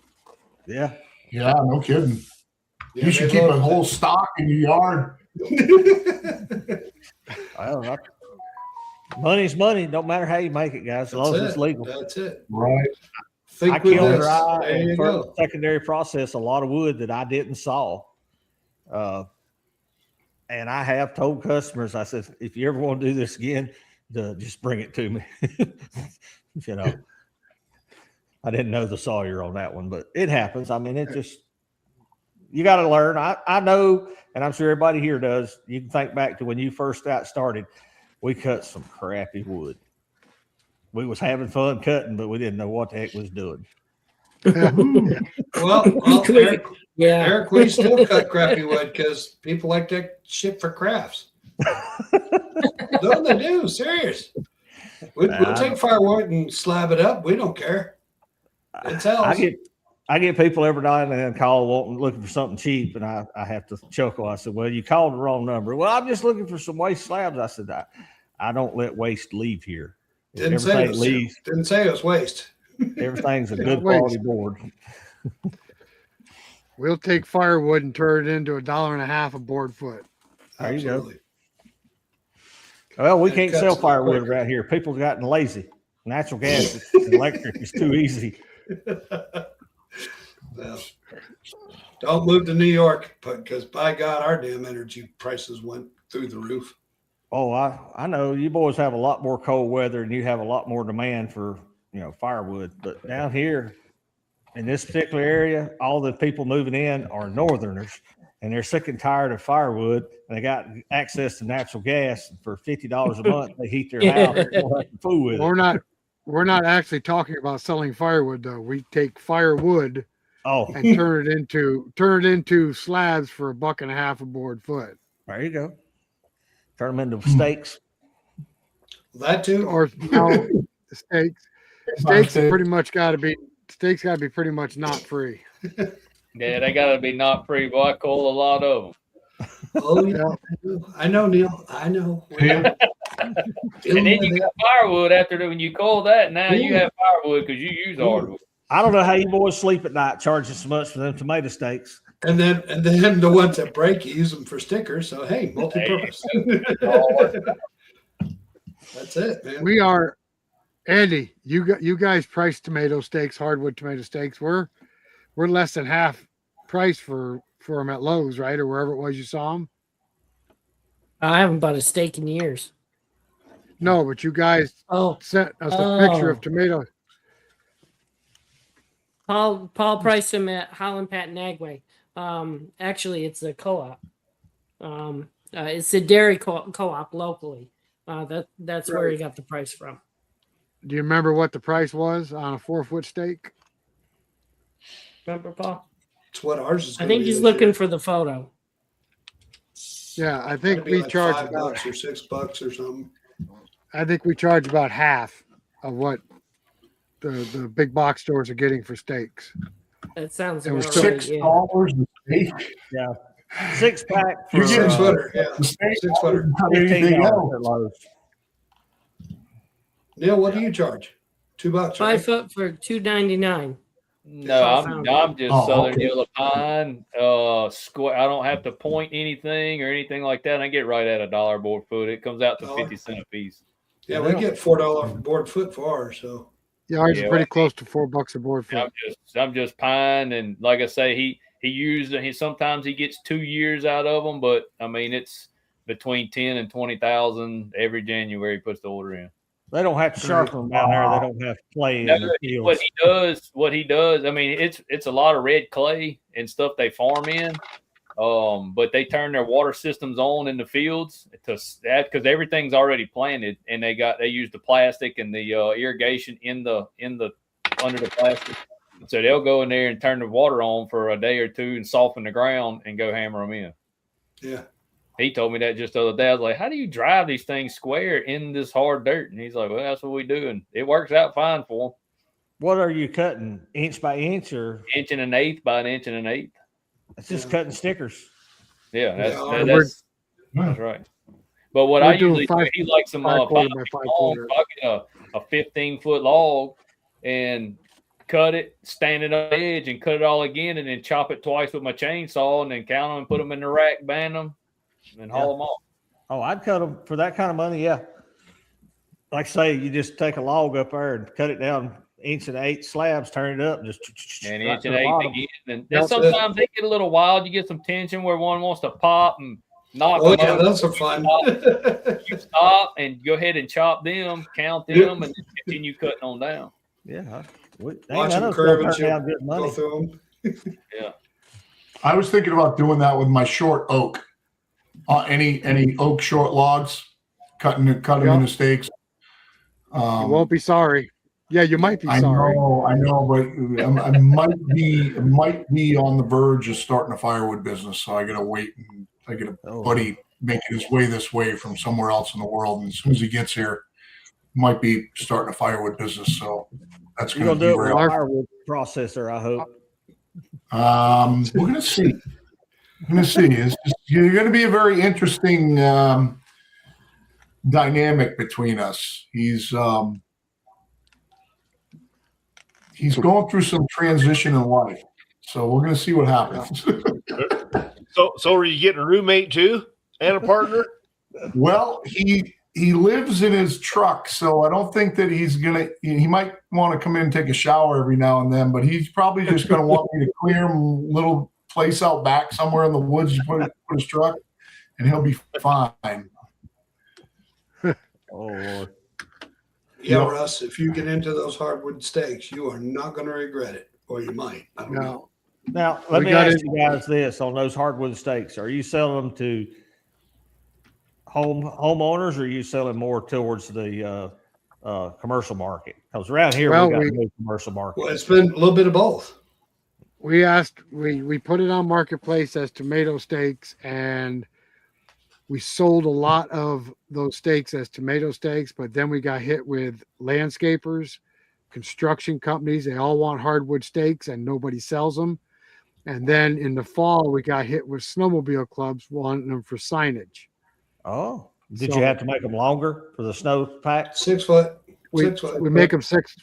They're all 6 foot. That's And that's a good market up there for you guys. I mean, the market my- snowmobile trails has got to be something that happens a lot. Oh Lord, yeah, Well, quite a bit. we never. I told Tim if we sell 500 steaks, we'll be golden. And we sold 500 steaks on the first sale. Yeah. Oh, Rick, Lord. how do you sharpen them?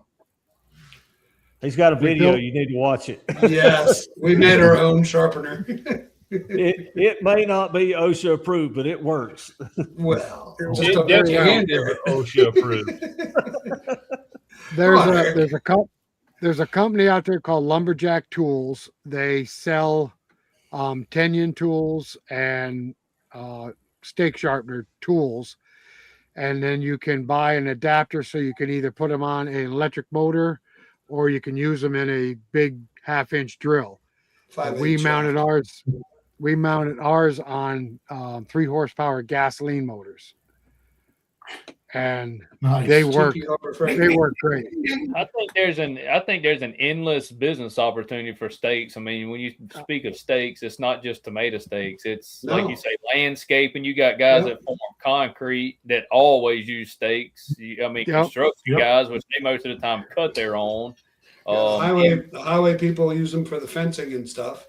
Yeah, you have the silt fence. When they clear land, the government requires you to put a silt fence up for runoff to stop that. Exactly. Waterway or something. I mean, there's endless business opportunity for that if that's the direction you wanted to go. I'd hate to know how many tomato steaks I've made as stickers over the years, and they've just gone away.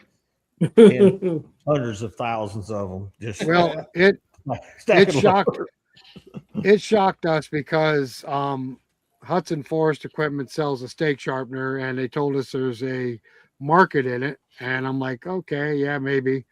And then Neil last year was talking about cutting 10,000 steaks. So I I cut said, well, 20,000 last year. I said, so well, let's try it. Let's try it. If we sell 500 steaks, we'll be ahead. Well, 500 was the first order, and it didn't slow down until the snow fell. How do you package those to put them on somebody's truck? Do you put them on a pallet or a skid or something? Oh, for me, Yeah. Hand load. I hand put load. I put mine We in. banned- I got a steel rack, and I usually put 500 to 600 in there, and then I got the banding material, and I band both sides, pick them up with the forks. So that's how I'm 500 to 600 in a bunch. We band them in packs of 25, and then we have a rack where they're just loose in the rack, and people pick out whatever ones they want. But I yeah, have to think about that. I mean, make a few and put it on marketplace and just see what happens. What's the worst you got? Is a bunch of extra 5-foot long stickers. Well, When you you might- trimming, get into something, you'll be sorry. for instance, when you're trimming an edge of a board, you're cutting wane off or anything like that on the edge of a board, you can always get a couple steaks. And just like you do with packing strip. I mean, you can turn that waste into something to sell. Well, that's Well, normally quite how I frankly- cut my stickers. I cut all my inventory at 1 16 and I like all my stickers to be 1 16 square. So when I'm cutting my inventory or customer would, and you got to trim it off, stand them up there and make you 20 or 30 stickers and stack them in the That's it. corner and Yeah. use them. Well, what I do. what we do is we throw a 12-foot-6 log on the mill, Yep. just 5-quartered all the way through, then stand it all up and 5-quartered all the way through again.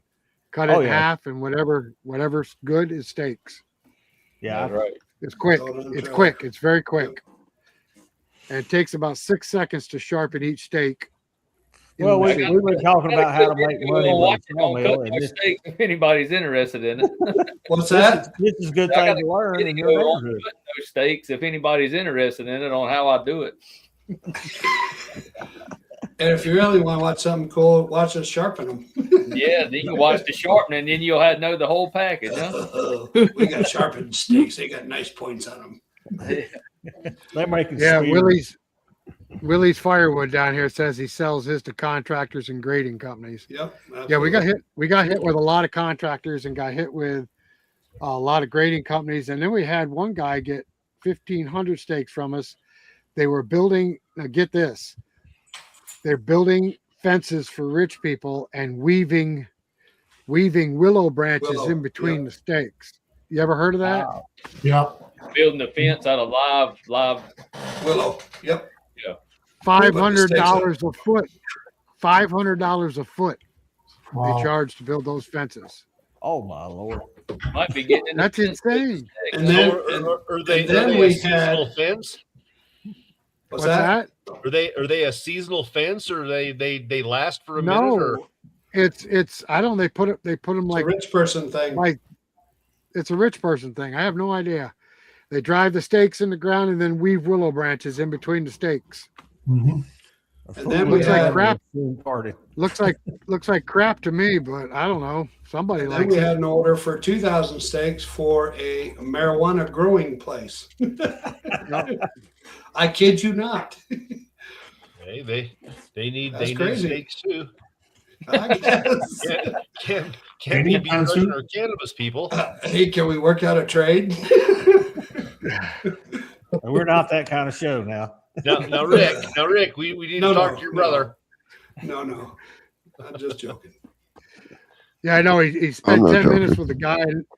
He spent 10 minutes with the guy. Next thing he wants to give him the steaks. I'm like, what's the matter with you? No. Negative, Ghost Rider. I wouldn't give nothing away. Well, maybe Better not. I thought you said trade. We Trade did. for some finished product? We got some steaks. Matter of fact, we got some nice spruce this fall. Now you're talking. We're I recognize that trading word. for steaks. Yeah, we So cut Bill, steaks are for you somebody. working on, or you have plans on offering planing with your new attachment on your mill? Is that something you're looking forward to in the future, or is that just something you were doing for a project? They want me to test the thing, so I definitely have plans for it. I just can't find that. I haven't been able to find the time to put it on yet. I got to add the other 8 feet. So what Craig's talking about is I've got my mill's stationary. It's going to 32 feet long, and I've got a molder planer head here to go on my sawmill. It's going to mold and plane the other way. So I'm going to have my saw head's going to go one way. The molder planer head's going to go the other way. The saw deck is exactly the same. It will hold everything. And you can make your molder knives up to cut whatever profile you want. It's basically a D-log setup. You cut a 8x8 cant. The molder head will cut the D-log profile on the side, and then I also have tongue and groove knives that will cut tongue and groove on the top and bottom, so you can stack up Lincoln logs with a round outside profile, 8 inches thick, no frame in, and build yourself a cabin if you want without having a frame with a single stick, except maybe your door jams and stuff like that. But just stack them up. Around here, I think there'd be a good market for it for like landscape timbers and things like that. So So does the planer head roll on the track or is it fixed? plane flat too, and you can plane flat 16 inches wide, but you could also move it so you can plane your full deck wide. So whatever you can cut to your deck width, which on mine is 31, I could plane 31 wide if I kept step over, like slabs. Nice. But I don't know yet. I have it set up to my shed. I assume that you'll be able to saw upwards of 30 foot in length now if you wanted to. I will be able, at 32 feet, I'll be able to saw 28. Okay. Because we're doing the same thing with ours. Yeah. We're adding a 12-foot bed extension to it. I don't plan on using it every day, but it's one of those things when you do use it, it pays. Right. How are They you gonna wanted get to, around- I'm 24. I'm 24 feet long now. They wanted me to add a whole separate unit. And I said, well, what kind of bed does it run on? And they said, well, it runs on the same track as your sawmill. And I said, well, don't send me a whole separate unit. Just send me 8 foot of bed extension and I'll run it the other way. Yeah. You know, I'll put them both on the same track. I don't need them separate in 2 separate units in my yard. Right. Yeah. I assume your Norwood's a twin rail. You mean twin uprights? Yeah. Or twin Yeah. rail that runs on. Well, that works out good then because you can run it from one end and the sawmill head on the other end. Yeah, exactly. Exactly. Yeah. As opposed to yours. Yeah. Is the planer head manual push or electric drive? It's manual push. Yep. It's manual push. It's just like the saw head. It's exactly like my saw head, just with a shaft and a planer drum on it. That's what I tell people all the time. Find a way to add value to your wood. Saw and green lumber is great, but the more value you can add, the more times you get paid for that same log piece of lumber before it leaves your property. Yeah, Neil preaches that too. Yep. That same thing. Yep. Yeah, I mean, and not everybody needs tongue and groove, needs hardwood flooring, but when they do, they don't have to go to somebody else. You're there. You cut it, you dried it, and you finish processed it, and it goes into their project or their house. And once you get your name out there, you just get more and more phone calls, especially contractors. They like dealing with somebody that they know that they can go from start to finish and get what they need. I like the contractors that call me early on and say, hey, we're clearing this lot. And I told the homeowner that you could cut it, dry it, and make something out of it to go back in their house. And I'm like, yeah, I'm all in. Bring it. So Yeah, Eric, I believe it. what's the thickest board that you can do TNG on? 1.5 inch currently. 1.5 inches. Okay. Yeah, actually got a bunch of it to do next week. Fine. I would have to believe there's a big. I would have to believe there'd be a big market in log siding up here. I get some calls for people wanting D logs, you know, the fake ones you just put on the side of the house. Yeah. Right. We call that log siding. You take take a. I got a inch big and a half machine. by 8. It takes a bigger one than I got to make that stuff and make it, you know, in a timely fashion. Right. I've done some 9 1/4 inch Yeah. siding out of 2x8s. It's slow, isn't it? You got to take your time Yeah, with it. yeah, it's a little bit slow. It's putting that slight arc on both sides of the cans. Yeah. If I was going to do Actual that, actual if I was gonna 2x8 do that Traeger is an production- 1.5 by 8. yeah, they make them. It's the 1.5 inches. Yeah, they make a mill that's got a progressive head that you can run at it 30, 40 feet a minute, but it's a 6-figure check to write. Yeah. You got to put a So- lot of that. So Billy, Brett was asking, what do you use to handle those size logs? I have a 74 horsepower Bobcat track machine, T650. It'll pick up 7,000. It has. I've never gotten a log in that I couldn't pick up with it. It's an absolute little bulldozer of a machine. We bought it before we bought the sawmill, like I said earlier. But we got it in a little trade-off for a company that owed us some money and had lots of Bobcats. And we got that in a trailer. And it's I can't say enough good about it. It's an absolute monster machine. There's a misconception for you too about the sawmill business, Rick. You were talking about that earlier. If you think you're going to go out and you're going to buy a little Kubota LT35 and you're going to be moving logs around, I got news for you. Everybody does the same thing. Everybody goes out, they buy themselves a sawmill, they spend as little as they possibly can spend on the sawmill. And then the first thing that they do is they put the biggest damn log that they can find, or want to put the biggest damn log they can find on that sawmill and see if it'll cut it. But you got to have, I mean, if you think you're going to run anything less than 50, 60 horsepower and move logs around, it's not going to happen. Skid steer is a very good piece of equipment to handle. Right there, baby. Right there. That's what I move my logs with. I used to tug them around behind the pickup truck when I was chainsaw milling. You know, I used to tug them around behind the pickup truck and chainsaw mill them up. I get a little crane in the back of the pickup that I had that winch them into the back of the truck. You know, the slabs that were 4 feet wide by 4 inches thick. And but the sawmill, getting logs up on the sawmill and getting them out of log piles and everything else. You know, they're not always the one in the front. No, the log I agree. Need might be 10 logs deep. You know, it's the best one's always in the bottom and the back. on the bottom. Exactly. What would you suggest? You're not going to move logs.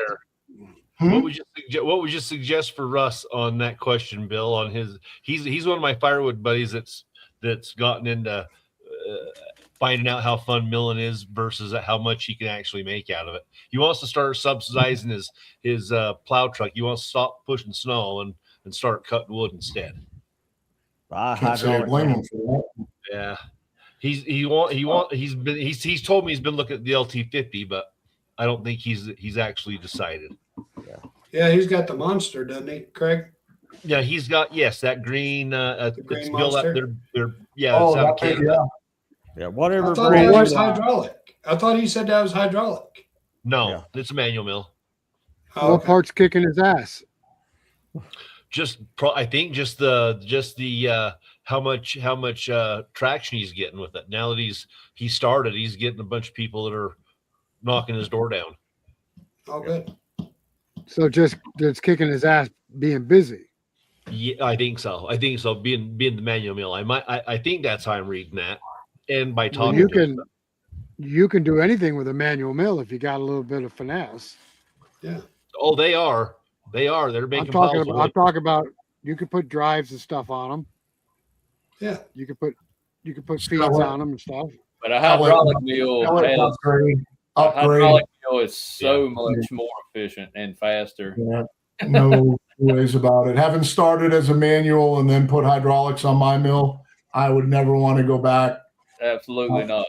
And he can sell that green monster. He can probably get what he paid for it and just upgrade to an LT35 or something like that. And if he wants to be serious, get a hydraulic mill. Yeah, if he's getting his butt kicked and he's got all this work, that should be a no-brainer. Yeah. But Craig, were you talking about for a machine or for a sawmill? For a sawmill. Oh yeah, I mean, an LT35 would be a huge upgrade for him, and they're not that much money. Yeah, like I said, he does a firewood business, so he's got equipment to handle stuff. I think they have a track hoe. They just put a claw on, and then he's got a wheel loader. Yeah, you can buy a brand new bunch of equipment. You can buy a brand new LT35 with less than 200 hours for 30 or under right now. Yep. They're all over marketplace. Yep, 100%. Yeah. And if you're doing any kind of work, that's a very small investment for what you're going to gain. Now you got to work, but you can see the payback real quick, especially if he gets up to 1,000, 1,500 board feet a day with him and a helper. You know, you can do the math real quick. Hey, this is paying for itself. Yeah, if it works. I said that for years when I was mobile milling. I said, man, if I could saw 3 days a week, I could survive. Yeah, he says we have too much iron. He's leading for the 50 wide. Yeah, he'll want to do something more than LT35, I think. And then when you get to the computer, like the 50 wide or whatever, you get to them computer mills, it's on a whole nother level. Yep. He Yeah, take they got the their guess- learn Pretty out. simple. It's pretty. The AccuSet 2 is pretty simple to pick up. Yeah. Now this one over here, the DCS, you're going to spend some time learning how to run it, but it does so much more pattern sawing. I wish they offered it on the 50s. So it's a step up. But yeah, if he's looking to really up his production, an LT50 wide, what's a 50 wide now? 31, 32 inches, Craig? Yeah, I don't do anything over 32.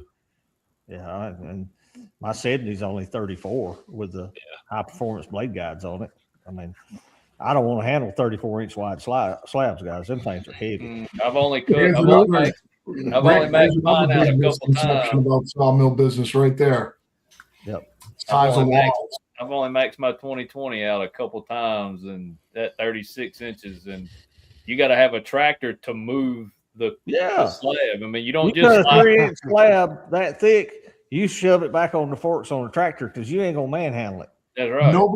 Nobody sawmilling and cutting lumber wants 30-inch logs. Nobody does. You want 18 to 22. Put me 18 to 22 all day long. That's the sweet spot. Yep. And you know, in that pine, and down here anyway, in the pine, it seems the bigger the log you have for pine, anyways, the more you run into tension problems. Especially if you're cutting a stack of 2x6s or something out of it, you'll have them. They'll bow in the middle and do all kind of funky stuff. When it seems like the smaller trees, you don't run into all that tension so much. That's what I've seen. Some of my big spruce out here, I run into some of it has a tendency to maybe have some rod in it, being that big. I'm the oddball, and I like them 40. Yeah. Me You too. should I for guess. your damn. I like a Bill, challenge. you should like them 40. But, I have to agree with Bill. Round, 50 foot long. That's what I go after.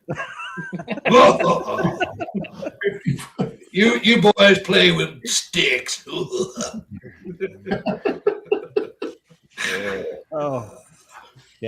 He's right. guys kill me. The perfect You guys size, kill me. 16 to 18 to 30, right in that range, is the perfect log. You can make whatever you want, 1x14, I got you, 1x12s, 12x12s. It's just big enough that you can cut everything that you always cut dimensionally. Yep. If you just want 1x6s, well, you could get 3 slabs of 6s and stand them up and go zoop, zoop, zoop, zoop, 3 at a time. Yes. But we don't always get that perfect wood. No, but everybody always asks the same question. They always say, I'm looking for a sawmill. Well, how big a log can I cut? Well, how big a log can you pick up?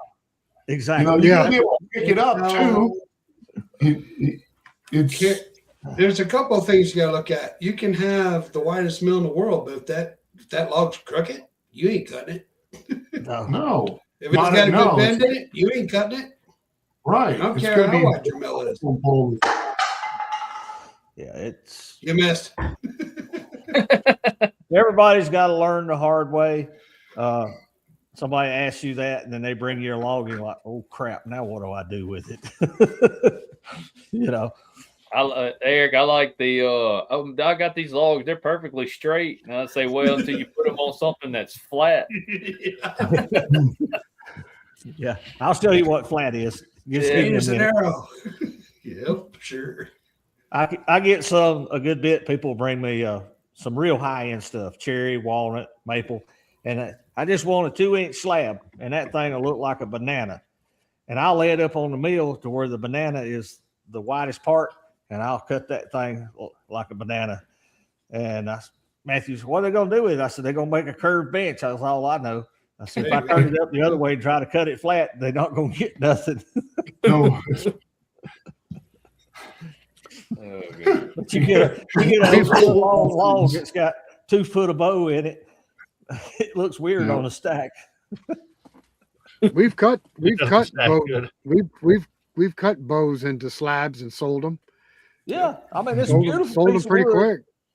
like I say, if somebody wanted to make a curved bench or a curved headboard, Absolutely. Yep. it's truly Yep. organic. It's the only way you're going to get it is somebody like one of us cut it for them. And, Yeah, know we who that cut a is, couple Rick? of ones like, what's that? You know who that is? Who? Brett. Hey, Yeah, Rick, he what knows about Brett. doing your upgrades? Oh, to yeah, the yeah. firewood Mill? Brett Miser. Brett Meiser. Brett Melzer.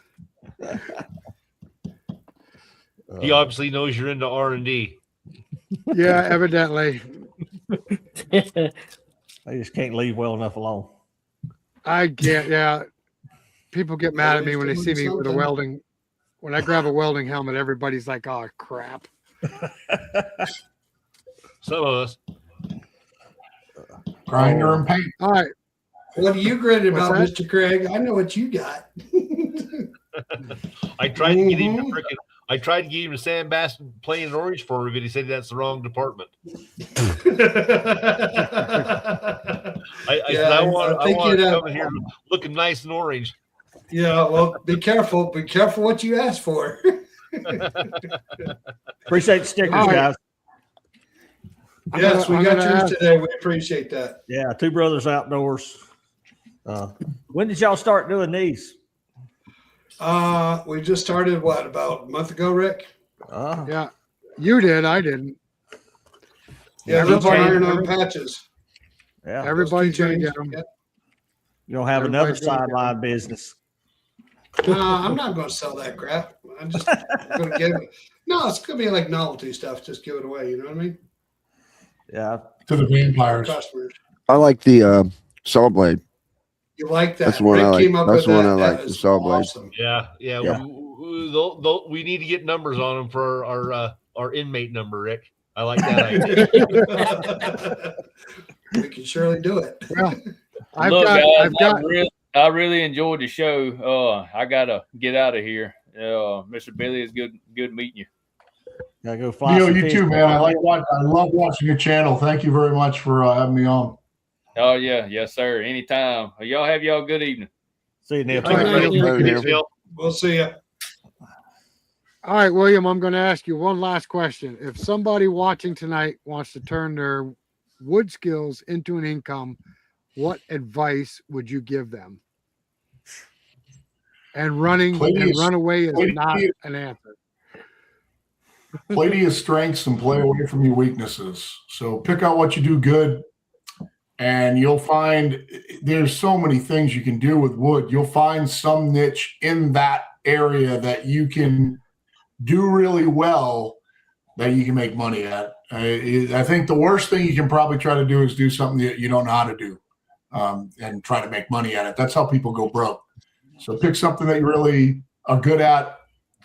If you're good at using a router, then get some templates and make some stupid little whales or kitty cats or whatever and paint them funny colors and sell them at the shop down the street. If you're good at chainsaw carving and carve chainsaws, but if you're good at chainsaw carving, don't go buy a sawmill.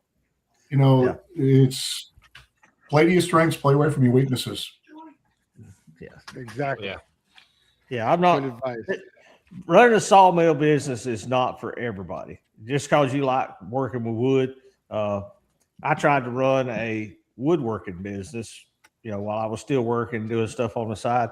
And I got to the point I just truly hated it. I didn't like it. It wasn't my passion. And I got in, bought a LT35 and have loved it ever since. And that's something you can do every day. Yeah, I get mad. I fill my swear jar up some days. Okay, everybody does. But I still love what I do, and I have a passion for it. And I hope that shows in our YouTube videos of teaching and trying to help the next generation understand work ethic, finances, and planning, and running a business, customer service. And if you can find something that you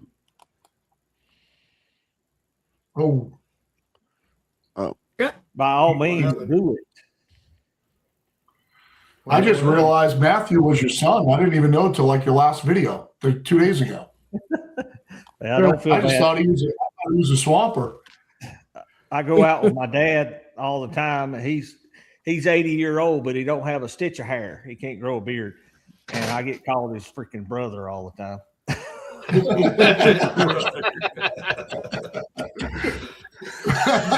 All right. That's perfect. I'm like, I don't. That's a pretty good deal for you, but I don't think I look 22 years older. I hope.